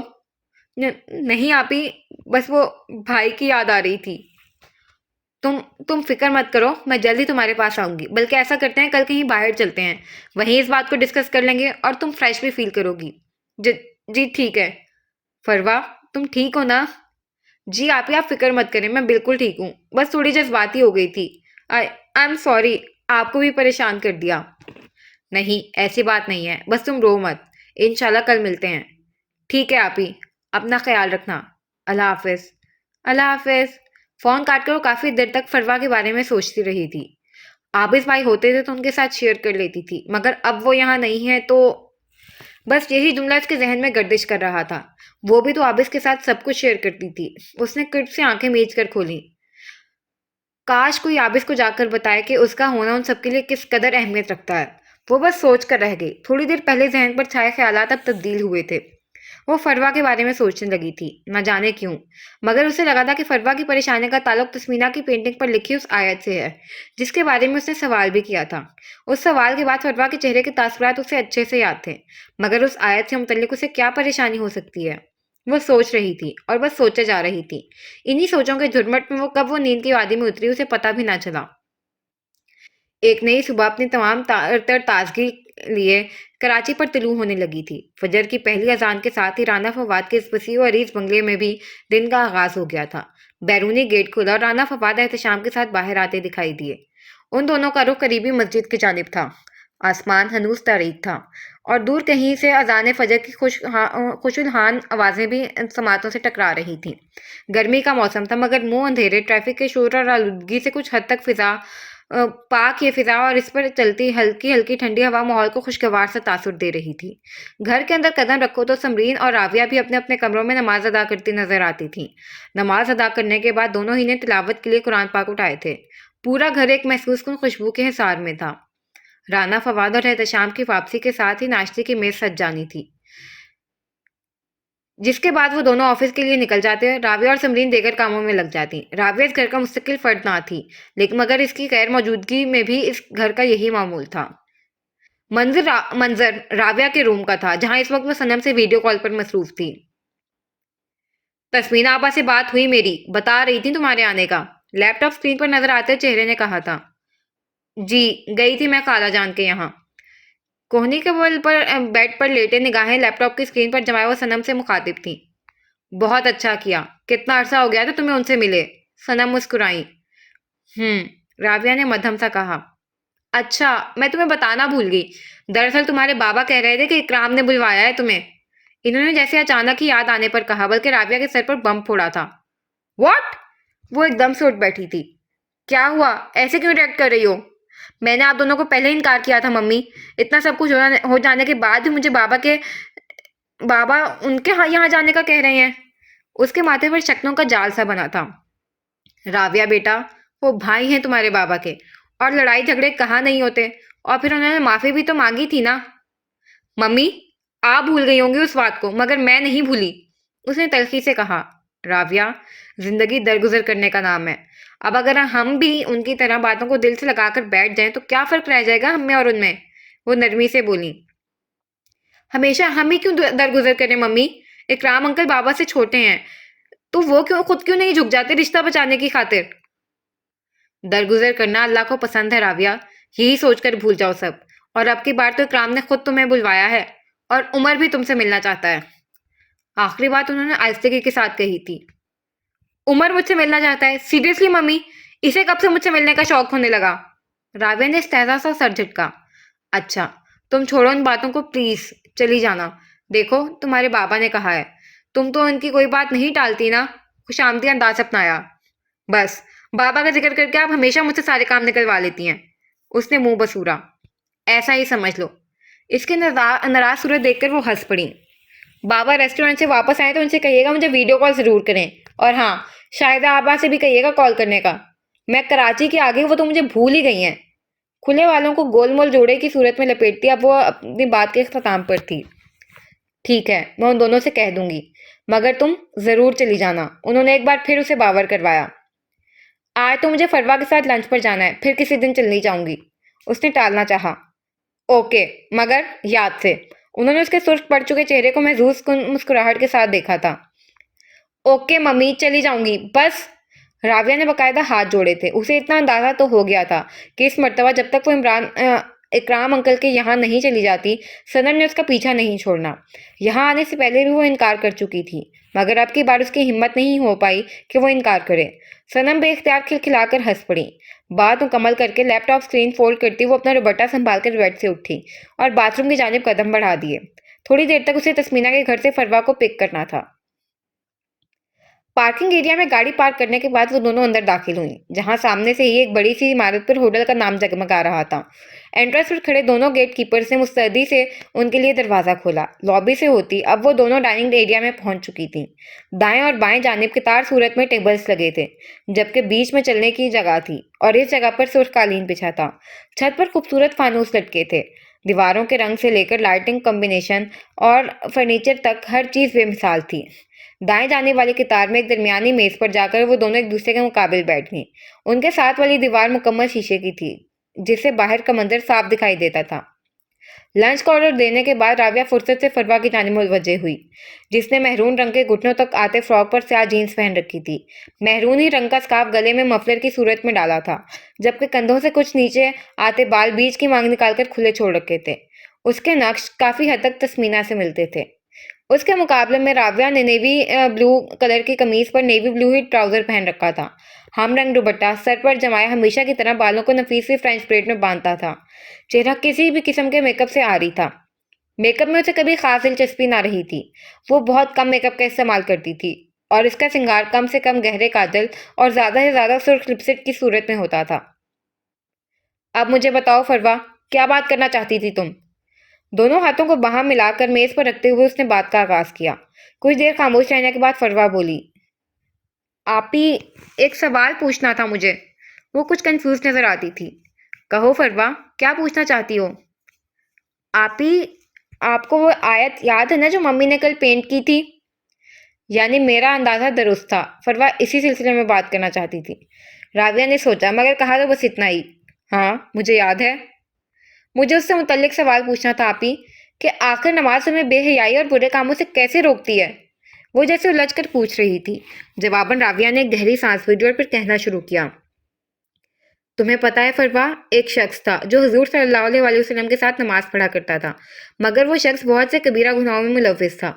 कबीरा गुनाह समझती हो ना? ऐसा गुनाह जिसके करने वाले के लिए तो कुरान और सुन्नत में सख्त वईद सुनाई गई है। आप सल्लल्लाहु अलैहि वसल्लम से जब उस शख्स की शिकायत की गई तो जानती हो आप सल्लल्लाहु अलैहि वसल्लम ने क्या फरमाया? आप सल्लल्लाहु अलैहि वसल्लम ने फरमाया, उसकी नमाज किसी दिन उसे बातों से रोक देगी। और ऐसा ही हुआ। कुछ अरसे बाद उस शख्स ने तौबा कर ली और उसका हाल दुरुस्त हो गया। अब जहां तक ताल्लुक है तुम्हारे सवाल का कि नमाज कैसे हमें बुराई से रोकती है, तो फरवा, अगर हम किसी से मोहब्बत करें तो क्या हम ये चाहेंगे कि वो हमसे नाराज हो जाए या हम उसकी नज़र में बुरे बन जाएं? वो बगौर उसे देख रही थी। बिल्कुल भी नहीं, फरवा ने तुरंत जवाब दिया। तो बिल्कुल ऐसे ही नमाज अल्लाह पाक का कुर्ब हासिल करने का सबसे बेहतरीन जरिया है। जब हम नमाज पढ़ते हैं और मुकम्मल खशू वज़ू के साथ नमाज पढ़ते हैं और अपनी नमाज से गाफिल नहीं होते, तो हमें अल्लाह पाक का कुर्ब हासिल होता है, उसकी मोहब्बत हासिल होती है। अब अगर कोई बंदा अल्लाह पाक से करीब है तो उससे मोहब्बत करता है, तो वो ये ख्याल रखेगा कि मेरा अल्लाह मुझसे नाराज़ ना हो जाए। गुनाह के करीब जाते वक्त यही ख्याल उसके जहन में आएगा। गुनाह करते वक्त उसे अल्लाह से शर्म आएगी और उसकी नाराज़गी और गज़ब का खौफ होगा, और यही सोच उसे गुनाह करने से रोकेगी। वो बहुत नरमी और मोहब्बत से उसे समझा रही थी। اور آپ ہی اگر کسی کی نمازوں سے بے حیائی اور برے کاموں سے نہ روکے تو؟ فروا کا انداز کچھ عجیب تھا جسے راویہ اس وقت محسوس نہ کر پائی۔ تو پھر وہ نماز ادا ہی نہیں کرتا، یعنی وہ اس طرح نماز ادا نہیں کرتا جس طرح ادا کرنے کا حکم ہے۔ دونوں ہاتھوں کو میز سے ہٹا کر پیچھے ہوتے ہوئے راویہ نے کرسی سے ٹیک لگائی تھی۔ صرف ایک لمحے کے لیے فروا کا چہرہ تاریک پڑا، مگر راویہ کے نوٹ کرنے سے پہلے ہی وہ سنبھل چکی تھی۔ اور کوئی سوال؟ راویہ نے مسکرا کر اسے دیکھا۔ نہیں، بس یہی جاننا چاہتی تھی۔ شکریہ آپی۔ جواباً وہ بھی مسکرائی، مگر اس کے دل میں اب بھی کچھ ایسا تھا جسے وہ ظاہر نہیں کر پائی تھی۔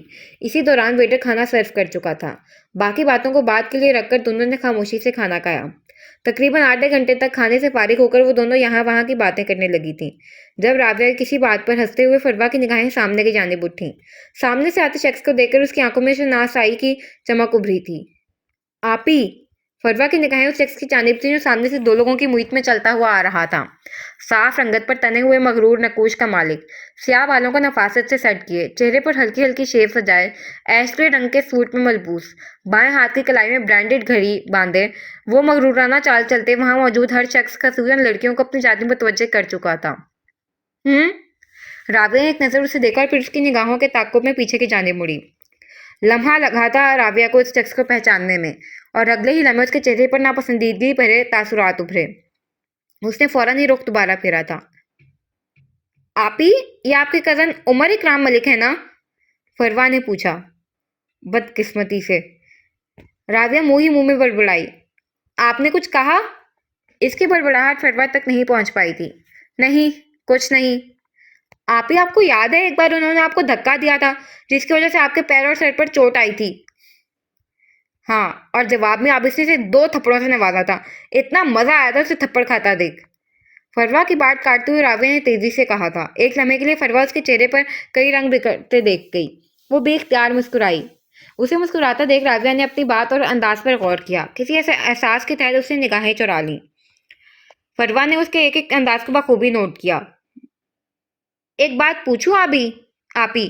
اس نے راویہ کے پیچھے دیکھا، جہاں عمر اکرام اب ایک ٹیبل سنبھال چکا تھا جس پر مزید ایک شخص پہلے ہی موجود تھا، جبکہ اس کا پی اے ان دونوں اشخاص سے کچھ فاصلے پر جا کھڑا ہوا تھا۔ وہ یقیناً کوئی بزنس میٹنگ تھی۔ فروا پھر راویہ کی جانب متوجہ ہوئی۔ ہاں، پوچھو۔ سوال کا سیاق و سباق جانے بغیر اس نے اجازت دی تھی۔ کیا آپ عابد بھائی سے محبت کرتی ہیں؟ فروا نے بہت آہستگی سے راویہ کے سر پر بم گرایا تھا۔ راویہ کنک سے اسے دیکھے گئی۔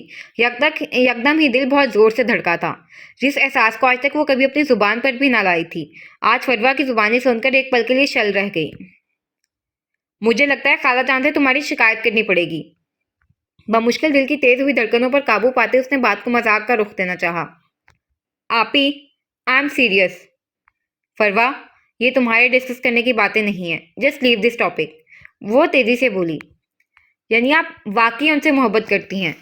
اس نے کچھ پرجوش ہو کر کہا۔ تم یہ کیا کہہ رہی ہو فروا؟ وہ نہ سمجھی سے اسے دیکھنے لگی۔ آپی، اگر آپ عابد بھائی سے محبت نہ کر دیں تو آپ صاف صاف کہہ دیتی کہ ایسا کچھ نہیں ہے، مگر آپ نے نہ تو اقرار کیا نہ انکار۔ It's man you are in love with ہم۔ فروا چہکی۔ راویہ نے اسے ایسے دیکھا جیسے اس کا دماغ چل گیا ہو، مگر وہ غلط بھی تو نہیں کہہ رہی تھی۔ اسے سمجھ نہیں آیا کہ اسے اس موضوع سے کیسے ہٹایا جائے۔ فروا، ہمیں چلنا چاہیے۔ وہ اسے نظر انداز کرتی کھڑی ہونے لگی جب فروا کی باتوں سے رکنے پر مجبور کر دیا۔ راویہ آپی، آپ کے ٹھیک پیچھے کچھ ٹیبلز چھوڑ کر آپ کے دا ولن کزن بیٹھے ہیں، اور مجھے نہیں لگتا ان کی موجودگی میں آپ یہاں سے واپس نکلنا چاہیں گی۔ ٹیبل پر کچھ آگے کو جھکتے ہوئے وہ کہہ رہی تھی۔ راویہ نے اسے ایک زبردست گھوری سے نوازا اور پھر واپس وہیں ٹک گئی۔ عمر اکرام کی موجودگی تو وہ جیسے فراموش کر گئی تھی، مگر ایک طرح سے فروا کی بات درست تھی۔ اس شخص کی موجودگی میں یہاں سے نکل کر فی الحال وہ اس کی نظروں میں نہیں آنا چاہتی تھی، اس لیے مجبوراً اسے فروا کے ساتھ ہی بیٹھنا پڑا۔ اور فروا کے سوالات، الامان۔ وہ دل ہی دل میں دعا کر رہی تھی کہ فروا اس موضوع کو بھول جائے، مگر یہ کہاں ممکن تھا کہ وہ اتنی آسانی سے اس قدر اہم بات بھول جاتی۔ آپ کو ان سے محبت کب ہوئی آپی؟ اس نے بہت دلچسپی سے اسے دیکھتے ہوئے ایک اور سوال داغا۔ فروا، راویہ نے اب کے کچھ سختی سے کہا۔ غصہ کیوں ہو رہی ہیں آپ؟ بس ایک سوال ہی تو پوچھ رہی ہوں۔ وہ آپ نے سنا نہیں ہے، جب پیار کیا تو ڈرنا کیا؟ اس کے ہاتھوں جیسے راویہ کی دکھتی رگ لگ چکی تھی، اور وہ اس کا بھرپور فائدہ اٹھا رہی تھی۔ کم از کم راویہ کو تو یہی لگ رہا تھا۔ इट्स इनफ फरवा, रावी ने तंबीह अंदाज में कहा। ओके, ना बताएं, मैं डायरेक्ट भाई से पूछ लूंगी। उसने अपनी मुस्कुराहट दबाई थी। क्या पूछोगी तुम उनसे? राविया झट सीधी हुई थी, इसकी तो जान पर बन आई थी। यही कि क्या वो भी आपसे मोहब्बत करते हैं? और देखिएगा, वो मुझे सच सच बता भी देंगे। कुछ देर के लिए राविया के जहन ने काम करना छोड़ दिया, वरना वो उसकी छुपी हुई मुस्कुराहट को जरूर महसूस कर लेती। फरवा, तुम ऐसा कुछ नहीं करोगी। अगर तुमने आबिद से इस बारे में कोई जिक्र किया तो मैं तुमसे कभी बात नहीं करूंगी। उसका दिल इस रफ्तार से धड़क रहा था कि लगता था अभी पसलियां तोड़कर बाहर निकल आएगा। फरवा को लगा इसका मजाक कुछ सीरियस हो गया है। इसे उम्मीद न थी कि राबिया यूं इसकी बातों में आ जाएगी। आप ही, मैं ऐसा कुछ नहीं करूंगी। I was just kidding. उसने हैरत से उसके चेहरे के उड़े रंग को देखा। तुम वाकई ऐसा कुछ नहीं करोगी ना? वो जैसे उस बात की तस्दीक चाह रही थी। नहीं आपी, मैं भला ऐसा क्यों करूंगी? मैं सिर्फ मजाक कर रही थी। उसके लिए राविया का रद्द-ए-अमल बहुत ही गैर मुतवक्की था, जबकि दूसरी जानिब राविया बस ये सोच रही थी कि अगर आबिस को पता चल जाए कि राविया उससे मोहब्बत करती है तो वो कैसे रिएक्ट करेगा। क्या वो इसकी मोहब्बत को कबूल करेगा? और क्या वो भी राविया से मोहब्बत करता होगा? मगर इन तमाम सवालात से बढ़कर एक सवाल था कि क्या वो दोनों अब दोबारा कभी मिल भी पाएंगे या नहीं, कौन जाने। फरवा बगौर उसके चेहरे का उतार चढ़ाव देख रही थी। इतना तो उसे यकीन हो गया था कि राविया आबिद से मोहब्बत करती है, मगर कबूल नहीं करना चाहती। पर उसका रद्द-ए-अमल ऐसे ना था कि वो उससे मजीद कोई सवाल करती। बाकी का वक्त खामोशी से गुजरा। उमर इकराम की मीटिंग के इख्तिताम पजीर होने पर और उसके बाहर चले जाने के कुछ देर बाद वो दोनों भी बाहर निकल आईं। पार्किंग एरिया में पहुंचकर अभी राविया ने गाड़ी का लॉक खोला ही था कि पीछे से किसी ने उसे पुकारा। इस आवाज़ को वो बहुत अच्छे से पहचानती थी। उसने सख्ती से आंखें मीच कर खोली। जिस शख्स से ना मिलने के लिए वो इतनी देर फरवा के सवालों को झीलती रही, वही शख्स उसके सामने आ खड़ा हुआ था। मजबूरन चेहरे पर बशाशत लाए वो पलटी। उसे देखकर फरवा भी पीछे की जानिब पलटी थी, जहां वो शख्स अपनी तमाम तर वजाहत लिए नमूदार था। Hello dear cousin. एक भरपूर मुस्कुराहट के साथ वो बहुत गर्म जोशी से बोला। बिलाशुबा उसकी मुस्कुराहट बहुत खूबसूरत थी। अस्सलाम वालेकुम। एक नजर उसके पीछे खड़े शख्स पर डालकर, जो गालबन उमर का पीए था, वो दोबारा इसकी जानिब देखती जबरदस्ती मुस्कुराई। सामने खड़ा शख्स उसकी जिंदगी के नापसंदीदा तरीन लोगों में शामिल था, बल्कि ये कहना दुरुस्त होगा कि उन नापसंदीदा तरीन लोगों की फहरिस्त में उसका नंबर सबसे पहला था। हा हा हा। वालेकुम अस्सलाम। वो बिला वजह हंसता। राबिया को जहर लगा। मुझे खुशी हुई तुम्हें यहाँ देखकर। क्या तुमने मुझे नहीं देखा था? न जाने वो क्या कहना चाह रहा था। उसकी निगाहें राबिया के चेहरे पर मरकूज थीं। फरवा की मौजूदगी को तो जैसे उसने महसूस ही ना किया था। नहीं, मैं गैर जरूरी लोगों को देखने से इज्तनाब करती हूँ। मुकम्मल एतमाद से उसने कहा। लहजे की तलखी सामने खड़े शख्स तक साफ पहुंच रही थी। उसकी बात पर वो साख्ता कहका लगाकर हंसा। पार्किंग में मौजूद कुछ लोग उनकी जानिब मुतवज्जे हुए थे। मारे जब्त के राबिया ने मुठ्ठियां भींच लीं। फरवा कभी राबिया को तो कभी उमर इकराम को देख रही थी। राबिया की तरह उसे भी सामने खड़ा शख्स अच्छा नहीं लगा था। ओह कम ऑन राबिया, मैं इतना भी बुरा नहीं हूं कि तुम मुझे अपनी जिंदगी के गैर जरूरी लोगों में शामिल करो। उसकी नजरें राबिया का खून खौला रही थी। यानी तुम मानते हो कि तुम बुरे हो? वो भी उसी के अंदाज में बोली। निगाहें एक बार फिर पीछे की जानिब गई थी, जहां खड़ा उसका पिए बहुत गौर से राबिया को देख रहा था। न जाने क्यों। हर शख्स में बुराई मौजूद होती है राबिया। जिन लोगों को आप फरिश्ता सिर्फ समझते हैं, उनमें भी। वो बहुत महवियत से उसके सुर्ख पड़ते चेहरे को देखते हुए बोला। इसका मतलब समझकर वो खून के घूंट भरकर रह गई। तुमने ये बताने के लिए मुझे पार्किंग एरिया में रोका है? आपके उसके सबर जवाब दे गया था। तमाम लिहाज बलाए ताक रखकर वो कुछ सख्त लहजे में बोली। अरे, तुम तो गुस्सा हो गई। मेरा मकसद तुम्हें हर्ट करना तो नहीं था। वो एक कदम आगे बढ़ा। रायवर ना महसूस अंदाज में पीछे हटी थी कि उसकी पश्त गाड़ी से जा लगी। तुम्हारा मतलब जो भी था, मगर इस तरह यूं सरेआम किसी मर्द से बात करना मुझे पसंद नहीं। आइंदा मेरा रास्ता मत रोकना। सख्ती से उसे बावर कराती वो पलटने ही लगी थी जब वो फिर बोला। आई एम सॉरी, मगर जिस बात के लिए मैंने तुम्हें रोका है वो तो सुनती जाओ। उसने मादरत खाना अंदाज अपनाया, मगर चेहरे पर शर्मिंदगी के कोई आसार नहीं थे। वो हनूज मुस्कुरा रहा था। फरमाइए। हफ्ते को हमारे घर एक पार्टी है जिसके लिए मैं तुम्हें इनवाइट करना चाहता हूँ। अगर तुम आओगी तो मुझे अच्छा लगेगा। शुक्रिया, मगर मैं पार्टी अटेंड नहीं करती। ये एक बिजनेस पार्टी है। एहतशाम और राना फवाद भी इनवाइटेड हैं। तुम उनके साथ आ सकती हो। उसने जैसे उसे कायल करना चाहा। तुम्हारा काम इनवाइट करना था, जो तुम कर चुके। आना या ना आना मेरा फैसला होगा। तुम्हें इस चीज़ की फिक्र करने की ज़रूरत नहीं है। وہ کسی بھی طرح بس یہاں سے نکلنا چاہتی تھی، مگر سامنے کھڑا شخص بھی کوئی ڈھیٹ تھا جیسے۔ فکر کیسے نہیں ہوگی؟ آفٹر آل تم میری کزن ہو۔ راویہ کے تاثرات اسے لطف دے رہے تھے۔ اب ہمیں چلنا چاہیے، چلو فروا۔ وہ یکدم ہی فروا کی جانب پلٹی تو عمر نے بھی اس کی نگاہوں کے تعاقب میں دیکھا، جہاں فروا بیزار صورت لیے کھڑی تھی۔ اسے حیرت ہوئی کہ آخر وہ پہلے ساتھ کھڑی اس لڑکی کو کیوں نہیں دیکھ پایا۔ فروا کی نظر عمر اکرام کی جانب اٹھی تو وہ اسے دیکھ کر مسکرایا۔ جواباً فروا اسے ایک گھوری سے نواز کر آگے بڑھ گئی۔ یہ اس کی ناپسندیدگی کا اظہار تھا۔ عمر تو پہلے اس کے ریئیکشن پر شوق ہوا اور پھر بے اختیاری تلخی سے مسکرا دیا۔ آپ اس کی بہن سے وہ یہی توقع رکھ سکتا تھا۔ دوسری جانب وہ دونوں اپنی گاڑی میں بیٹھ رہی تھیں اور چند ہی لمحوں بعد ان کی گاڑی دھول اڑاتی وہاں سے نکل گئی تھی۔ عمر نہ جانے کتنی دیر کھڑا اس جانب پر سوچ انداز سے دیکھتا رہا جہاں سے ان کی گاڑی ابھی ابھی نکلی تھی۔ یہ ایک پرتعیش ڈائننگ ہال کا منظر تھا، جہاں ایک طویل میز کے چاروں اطراف کرسیاں رکھی ہوئی تھیں۔ چھت کے بیچوں بیچ ایک فانوس لٹک رہا تھا، جس کے اندر لگے بلب سے نکلتی سفید روشنی اس کے کان سے ٹکراتی خوبصورت منظر پیش کر رہی تھی۔ دیواروں پر جا بجا لائٹس لگی تھیں۔ داخلی دروازہ سلائڈنگ گلاس ڈور تھا۔ پوری میز مختلف کھانوں سے سجی ہوئی تھی۔ سربراہی کرسی پر بیٹھا ایک مرد شاید کسی کے انتظار میں تھا کہ عین اسی لمحے سلائڈنگ گلاس ڈور کے کھلنے اور پھر بند ہونے کی آواز پر اس جانب متوجہ ہوا اور سامنے سے آتے عمر کو دیکھ کر مسکرایا۔ میز تک پہنچ کر اس نے مرد کے دائیں جانب والی قطار کی پہلی کرسی سنبھالی تھی۔ کیسا رہا آج کا دن؟ اس کے بیٹھتے ہی انہوں نے مسکرا کر پوچھا۔ It was full of surprises۔ وہ پورے دل سے مسکرایا۔ Which kind of surprises؟ وہ چونکے۔ ٹینڈر ہمیں مل گیا ہے ڈیڈ۔ عمر نے ایک بھرپور مسکراہٹ ان کی طرف اچھالی۔ تم نے کہا تھا کہ وہ ٹینڈر رانا فواد کے پاس جائے گا۔ وہ جیسے بے یقین تھے۔ عمر اکرام ملک نے کبھی ہارنا نہیں سیکھا۔ اکرام ملک نے بہت غور سے اس کے چہرے کو دیکھا، پھر وہ بے اختیار مسکرائے۔ لمحہ لگا تھا اکرام ملک کو سمجھنے میں کہ عمر نے ٹینڈر کیسے حاصل کیا۔ جواباً عمر کے چہرے پر بھی فاتحانہ مسکراہٹ ابھری تھی۔ That's like my son۔ انہوں نے اس کا کندھا تھپکا تھا۔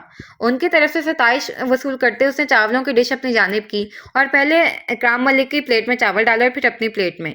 وہ واقعی انہی کا بیٹا تھا، انہی کی طرح خود غرض اور لالچی۔ خیر تم نے کہا تھا سرپرائزز، یعنی کچھ اور بھی ہوا ہے آج؟ پہلا لقمہ لیتے ہوئے انہوں نے آہستگی سے اس کی جانب دیکھا تھا۔ عمر کے چہرے پر موجود مسکراہٹ مزید گہری ہوئی۔ میں راویہ سے ملا آج۔ پاس رکھے پانی کے گلاس کو اٹھاتے ہوئے وہ بولے۔ واقعی؟ وہ اب بھی مسکرا رہا تھا، شاید اسے بے وجہ ہر بات پر مسکرانے کی عادت تھی یا کسی کے ذکر کا اثر تھا۔ کچھ بات کی تم نے اس سے؟ وہ اب بغور اسے دیکھنے لگے۔ تھوڑی دیر پہلے والی مسکراہٹ کی جگہ اب سنجیدگی نے لے لی تھی۔ ہاں، میں نے اسے سیٹرڈے کی پارٹی کے لیے انوائٹ کیا ہے۔ گلاس سے ایک گھونٹ بھر کر واپس رکھتے ہوئے اس نے پہلا لقمہ لیا تھا۔ تو کیا وہ آئے گی؟ وہ اب کھانے سے ہاتھ روک چکے تھے، جیسے اس وقت راویہ کے ذکر سے اہم اور کوئی چیز نہ ہو۔ پتہ نہیں۔ کیا مطلب عمر پتہ نہیں؟ میں نے تمہیں اس سے رابطے بڑھانے کو کہا تھا نا؟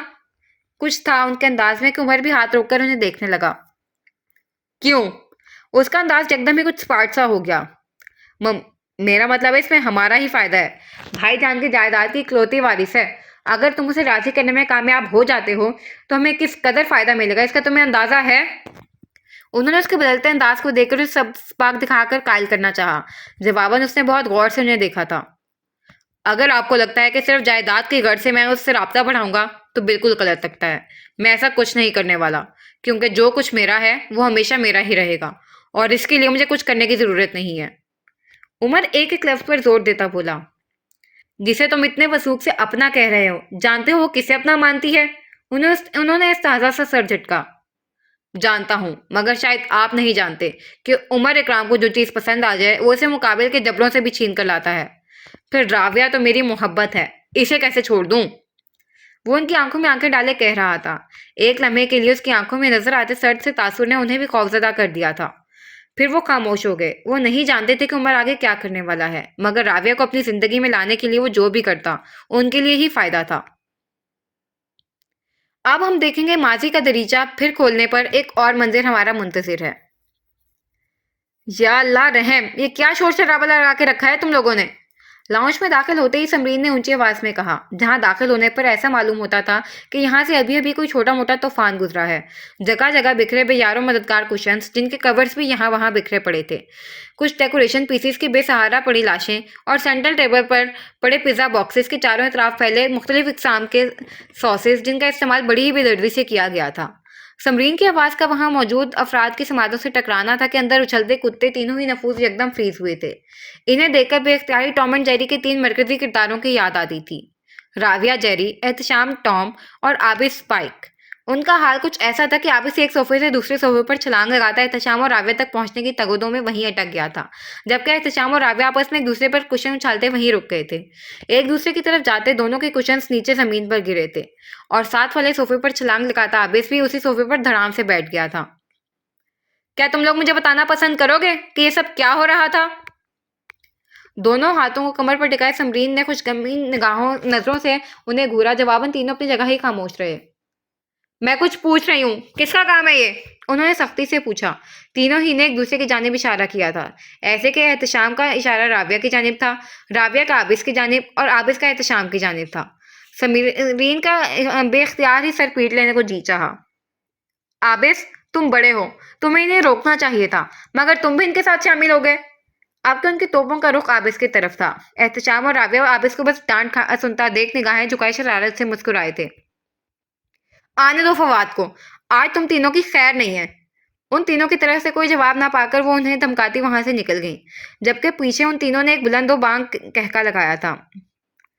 शबाना, शबाना, कहाँ हो? ये लाउंज साफ करो, इन तीनों को भी अपने साथ शामिल करना। अब वो मुलाजमा को आवाज देने लगी थी। उनका मुलाजमा को दिया गया हुक्म सुनना था कि राविया, एहतशाम और आबिस की हंसी को ब्रेक लगा। बेख्तियार तीनों ने एक दूसरे की जानिब देखा और यकबारगी तीनों की आंखें चमकी, और अगली ही लम्हे वो तीनों लाउंज से गायब थे। सूरज मुकम्मल डूब चुका था। स्याह आसमान पर टिमटिमाते सितारे और जुलाई के महीने के वाइल्ड तारीखों का चांद अपने वक्त के मुताबिक आसमान की कशिश बढ़ाते और अल्लाह पाक की कुदरत की निशानी जाहिर करते पूरे आबोताब के साथ चमक रहे थे। राविया के कमरे की बालकनी से नीचे झांको तो लॉन में लगी चेयर्स में से एक पर वो अपने दोनों पैर ऊपर किए उनके गिर्द बाजू लपेटे बैठी थी, जब एहतशाम इसके बराबर वाली कुर्सी पर तकरीबन गिरने से अंदाज में आकर बैठा। राविया ने जरा चौंक कर उसे देखा। क्या हुआ? ऐसे मुंह फुलाए क्यों बैठी हो? वो बैठते ही बोला। राविया के बिगड़े मूड का अंदाजा उसके चेहरे से ही लगाया जा सकता था। उमर इकराम मिला था आज। वो अब सीधी हो बैठी थी, आहिस्तगी के साथ भूली। ओह, तो ये बात है। उस शख्स का नाम ही एहतशाम को यह बताने के लिए काफी था कि राविया का मूड किस वजह से खराब था। खैर छोड़ो, तुम बताओ, काफी थके हुए लग रहे हो। राविया ने मौजू गुफ्तगू बदलते हुए एक नज़र गौर से एहतशाम को देखा, जो कुछ बुझा बुझा सा नजर आ रहा था। चंद लम्हे यूं ही हाल से माजी में तब्दील हो गए जब एहतशाम की आवाज ने उस खामोशी को तोड़ा। तुम्हें पता है राविया, जिस ब्रिज का टेंडर हमारी कंपनी को मिलना था वो उमर इकराम को मिल गया है। एहतशाम ने एक नजर उसे देखा। व्हाट? राविया उछली तो पड़ी थी। हाँ, उसका लहजा मध्यम था, मगर एहतशाम, हालिया दिनों में तो इसकी कंस्ट्रक्शन कंपनी मार्केट में बहुत ही डाउन जा रही है। फिर ये सब कैसे? मारे तहय्युर के वो बोली। जवाबन एहतशाम ने नजरें उठाकर पुरसोच अंदाज में उसे देखा। अपने पुरतईश ऑफिस रूम की पावर चेयर पर उमर इकराम टाई की नॉट ढीली किए, आसीनों को कोहनियों तक चढ़ाए, टांग पर टांग जमाए आरामदेह अंदाज में बैठा था। एक हाथ से पेपर वेट घुमाता हुआ वो मुस्कुराती नजरों से अपने सामने बैठे शख्स को देख रहा था। शुक्रिया यजदानी, अंदाज फातिहाना था। शर्मिंदा कर रहे हैं उमर साहब, आपका काम हो और हम ना करें। खुशामदी अंदाज में कहते हुए उस शख्स ने दरमियान में हाई मेज पर खुले पड़े ब्लैक ब्रीफ केस को ललचाती नजरों से देखा था, जिसके अंदर से झांकते करेंसी नोट्स उस शख्स की जमीर की तिजारत की नकदी रकम थी। उन दोनों को यहीं छोड़कर दोबारा से राना फवाद के लॉन में आओ तो राविया और एहतशाम हनूस बातों में मसरूफ थे। अच्छा सब छोड़ो, तुम बताओ, आज उमर से मिली तुम, क्या कह रहा था? खुद को नॉर्मल जाहिर करता वो अब सीधा हो बैठा था। कह रहा था सैटरडे को पार्टी है, जरूर आना, मुझे अच्छा लगेगा। जैसे उसके अच्छा लगने से मुझे कोई फर्क पड़ता है। राविया ने इस ताज़ा से सर झटका। ये पार्टी इसी जीत की सेलिब्रेशन के लिए रखी गई है जो आज उसे टेंडर की सूरत में मिली है, एहतशाम ने बताया। अच्छा, और कह रहा था एहतशाम और फवाद अंकल भी इनवाइटेड हैं, उनके साथ तुम भी आना। राविया ने उसके अंदाज की नकल उतारी। एहतशाम बेख्तियार ही हंस पड़ा। हाँ, इनवाइट तो उसने किया है हमें। तुम चलोगी? एहतशाम ने पूछा। तुम्हें लगता है मैं उमर इकराम की पार्टी में जाऊंगी एहतशाम? ریئلی؟ اس نے منہ بسورا۔ ویسے تمہیں جانا چاہیے۔ احتشام کے کہنے پر راویہ نے حیرت سے اسے دیکھا۔ کیوں؟ کیونکہ فضا بھی ہوگی وہاں۔ تم تو جانتی ہو نا اس کے ڈیڈ ہمارے بزنس پارٹنر ہیں۔ اس نے اسے ایک جواز دیا۔ سچ میں؟ وہ حیرت سے اسے دیکھنے لگی۔ ہاں، یعنی اب سوچا جا سکتا ہے۔ اور اس پوری گفتگو میں پہلی بار اس کے چہرے پر مسکراہٹ آئی تھی اور اگلے ہی لمحے وہ اٹھ کھڑی ہوئی۔ کدھر؟ احتشام نے سوالیہ ابروچ کا ہے۔ فضا سے بات کرنے جا رہی ہوں، ڈریس کی سلیکشن بھی تو کرنی ہے نا۔ اس کے یکدم بدلتے موڈ کو دیکھ کر احتشام حیران ہوا تھا۔ وہ واقعی صحیح کہتی تھی، عورت کا موڈ پل پل بدلتا ہے۔ احتشام سوچے بغیر نہ رہ سکا۔ اچھا، اندر جا رہی ہو تو شبانہ کو ایک کپ کافی کا کہہ دینا۔ وہ کافی تھکا ہوا لگتا تھا۔ اوکے، کہنے کے ساتھ وہ آگے بڑھی جب احتشام نے اسے پیچھے سے پکارا۔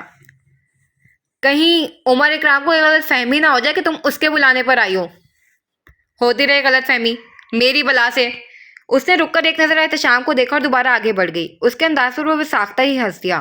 عمر اکرام سے راویہ کی دشمنی کی داستان نئی تو نہ تھی۔ راویہ، تم چل رہی ہو نا رخسانہ کے بیٹے کی عیادت کے لیے؟ سمرین ابھی ابھی راویہ کے کمرے میں آئی تھی۔ جی مومانی جان۔ نماز سے وہ تقریباً فارغ ہو چکی تھی، جائے نماز لپیٹ کے اٹھ کھڑی ہوئی۔ ٹھیک ہے، پھر تم ریڈی ہو جاؤ، بس کچھ دیر تک نکلنا ہے۔ جواباً راویہ نے مسکرا کر سر کو ہلکا سا خم دیا۔ وہ بھی مسکرا کر اسے دیکھتی واپس پلٹ گئی۔ اگلے آدھے گھنٹے بعد وہ دونوں ایک محلے میں داخل ہوئی تھیں۔ ایک چوڑی گلی سے شروع ہوتا یہ محلہ آگے جا کر تنگ گلیوں کی صورت اختیار کر لیتا تھا۔ تنگ گلیوں کے باعث گاڑی کافی فاصلے پر ہی روک کر وہ لوگ باہر نکل آئی تھیں۔ ڈرائیور بھی ان کے ساتھ تھا۔ نزدیک سے گزرتے لوگ انہیں مڑ مڑ کر دیکھ رہے تھے۔ وجہ ان کا حلیہ تھا جو انہیں معتبر بنا رہا تھا۔ راویہ کا لباس اسی طرز کا تھا جس طرز کا وہ ہمیشہ پہنتی تھی۔ ہم رنگ قمیض، ٹراؤزر اور دوپٹہ جسے کھول کر سر پر ٹکایا تھا، اور سفید رنگ کی شلوار قمیض میں ملبوس سمرین جنہوں نے دوپٹہ سر پر ڈال کر شال پیچھے سے کندھوں پر پھیلا رکھی تھی۔ چند گلیوں کو عبور کر کے وہ دونوں اپنے مطلوبہ پتے پر پہنچی۔ ان کے ساتھ موجود ڈرائیور کے ہاتھ میں کچھ سامان موجود تھا۔ ایک سفید رنگ کے چھوٹے سے گیٹ کے سامنے رک کر ڈرائیور نے دستک دی۔ وہ دونوں ایک طرف کو ہو گئیں۔ کون ہے جی؟ دروازے کے پیچھے سے ایک نسوانی آواز ابھری۔ رخسانہ۔ سمرین نے یک لفظی جواب دیا اور اگلے ہی لمحے دروازہ جھٹ سے کھلا تھا۔ دروازے میں سادہ و درمیانی عمر کی عورت سامنے کھڑے لوگوں کو دیکھ کر سکتے کی کیفیت میں آئی تھی جیسے۔ وہ ملازمہ تھی سمرین کی، جن کے 9 سالہ بیٹے کا حال ہی میں رانا فواد کے تفسد سے ایک شہر کے بڑے ہاسپٹل میں ٹیومر کا کامیاب آپریشن ہوا تھا۔ بی بی جی، آپ اندر آئے نا، باہر کیوں کھڑی ہیں؟ بے یقینی کی کیفیت سے نکلتی اب وہ سامنے سے ہٹ کر انہیں راستہ دینے لگی۔ وہ دونوں اندر آ گئے۔ ڈرائیور سامان انہیں تھما کر وہیں سے واپس ہو گیا تھا۔ کافی دیر وہاں بیٹھنے اور اس کے بیٹے کے علاج کے متعلق ہسپتال کے عملے کے رویے کو جان کر مطمئن ہو جانے کے بعد وہ دونوں اٹھ کھڑی ہوئی تھیں۔ بی بی جی، وہ ابھی آگے بڑھی ہی تھیں کہ رخسانہ کی نم آواز سن کر واپس پلٹیں۔ بہت بہت شکریہ بی بی جی، آپ جیسے لوگ اس دنیا میں تھوڑے اور ہو جائیں تو کوئی بھی غریب در بدر کی ٹھوکریں نہ کھاتا پھرے۔ آنکھوں میں نمی لیے وہ بہت عقیدت سے کہہ رہی تھی۔ اس میں ہمارا کوئی کمال نہیں ہے رخسانہ، بس اللہ پاک کا شکر ہے کہ اس نے ہمارا دل سخی کیا ہے اوروں کے لیے۔ اس کے کندھے پر ہاتھ رکھتی وہ عاجزی سے بولی۔ جواباً وہ کھل کر مسکرائی۔ قریب ہی چارپائی پر بیٹھا ان کا بیٹا دونوں کی گفتگو سن رہا تھا۔ کیا سوچ رہی ہو راویہ؟ وہ دونوں اب باہر آ چکی تھیں۔ جب راویہ کی مسلسل خاموشی کو نوٹ کرتی سمرین پوچھ بیٹھی۔ مومانی جان، آپ نے غور کیا جب رخسانہ نے دروازہ کھولا تو وہ ہمیں دیکھ کر کس قدر شاکڈ ہو گئی تھی؟ موجودہ دور میں جنہیں اللہ پاک نے دولت سے نوازا ہے وہ اپنی دولت کو سمیٹنے میں اتنے گم ہیں کہ غربا نے ان سے اچھی امید لگانا بند کر دی ہے۔ اس کے لہجے میں تعصب تھا۔ درست کہہ رہی ہو راویہ، سمرین نے اس کی تائید کی تھی۔ وہ دونوں ایک بار پھر ان تنگ گلیوں سے گزرتی اپنی گاڑی کی طرف جا رہی تھیں۔ ہمارے روسا کو یہ بات سمجھنے کی ضرورت ہے کہ اصل دولت تو وہ ہے جو ہم کسی کو نفع پہنچانے کے لیے استعمال کرتے ہیں۔ وہی مال ہے جو ہم اپنے لیے آگے بھیج رہے ہیں۔ باقی سب تو یہیں رہ جائے گا۔ باقی سب تو یہیں رہ جائے گا۔ انہوں نے ساتھ کھڑی راویہ کو دیکھا۔ جواباً اس نے سر اس بات میں ہلا کر سر کو خم دیا۔ گاڑی تک وہ دونوں تقریباً پہنچ چکی تھیں۔ ڈرائیور نے انہیں دیکھ کر مستعدی سے بائیں طرف کا دروازہ کھولا۔ چونکا راویہ دائیں جانب تو ڈرائیور کے اس طرف آنے سے پہلے ہی وہ اپنی طرف کا دروازہ کھول چکی تھی۔ وہ آگے آ کر ڈرائیونگ سیٹ پر بیٹھ گیا۔ دوسری جانب راویہ پرسوچ انداز میں رخ موڑے کھڑکی سے باہر دیکھنے لگی۔ جب ڈرائیور کے گاڑی ریورس کرنے پر بے ساختہ ہی نگاہیں سامنے والے مکان سے نکلتے شخص پر پڑیں۔ عین اسی لمحے اس شخص نے بھی راویہ کو دیکھا تھا۔ دونوں کی نگاہیں ملیں۔ اگلے ہی پل مقابل کی نیلی آنکھوں میں راویہ نے الجھن ابھرتے دیکھی۔ सांवली रंगत, घुंघराले बाल और नीली आंखें। न जाने क्यों, मगर वो शख्स राविया को पहली ही नजर में बुरा लगा था। शायद उसके देखने का अंदाज कुछ अजीब था, वो समझ ना पाई। फिर उसने निगाहें फेर लीं। वो शख्स भी सर झटक कर आगे बढ़ गया था। शायद उसे किसी का गुमान गुजरा था राविया पर, मगर उसका यूं आगे बढ़ जाना इस बात का सबूत था कि वो गुमान सिर्फ गुमान ही था। राविया बेटा, किधर जा रही हो? लाउंज में टीवी के सामने बैठे राना फवाद ने उसे देखकर पूछा था, जो बेबी पिंक रंग की कमीज और ट्राउजर्स में मलबूस दुपट्टा सर पर लिए पर्स की स्ट्रैप को कंधे पर लटकाए कहीं जाने के लिए बिल्कुल तैयार खड़ी थी। जी, एक दोस्त के घर मामू जान, वो मसरूफ अंदाज में बोली, शायद उसे देर हो रही थी। अभी मत जाओ राविया, उन्होंने कुछ सोचते हुए कहा। मगर क्यों? वो जो जाने के लिए पर तोड़ रही थी एकदम ही रुककर उन्हें देखने लगी।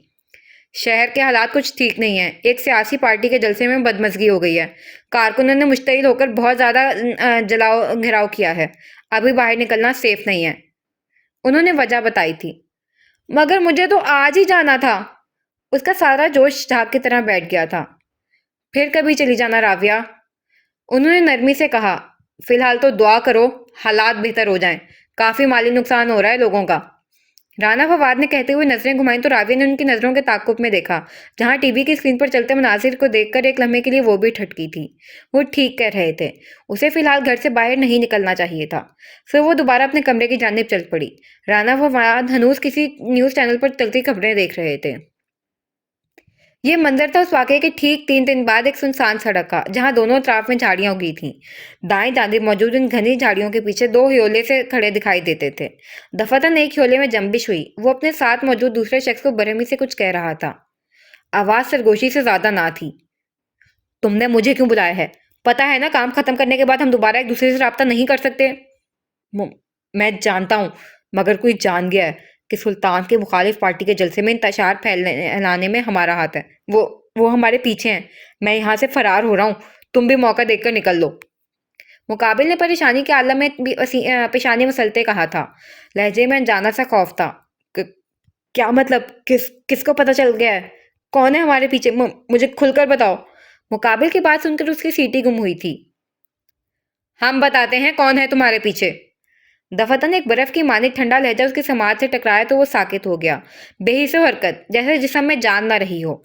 वो भारी मर्दाना आवाज थी जो उसके ठीक पीछे से सुनाई दी थी। साथ ही कनपट्टी पर किसी चीज का एहसास ने उसे अंदर तक दहला दिया। उसने महसूस किया था उसकी कनपट्टी पर मौजूद वो शय कुछ और नहीं, गन थी। उसकी रीढ़ की हड्डी में सनसनाहट हुई।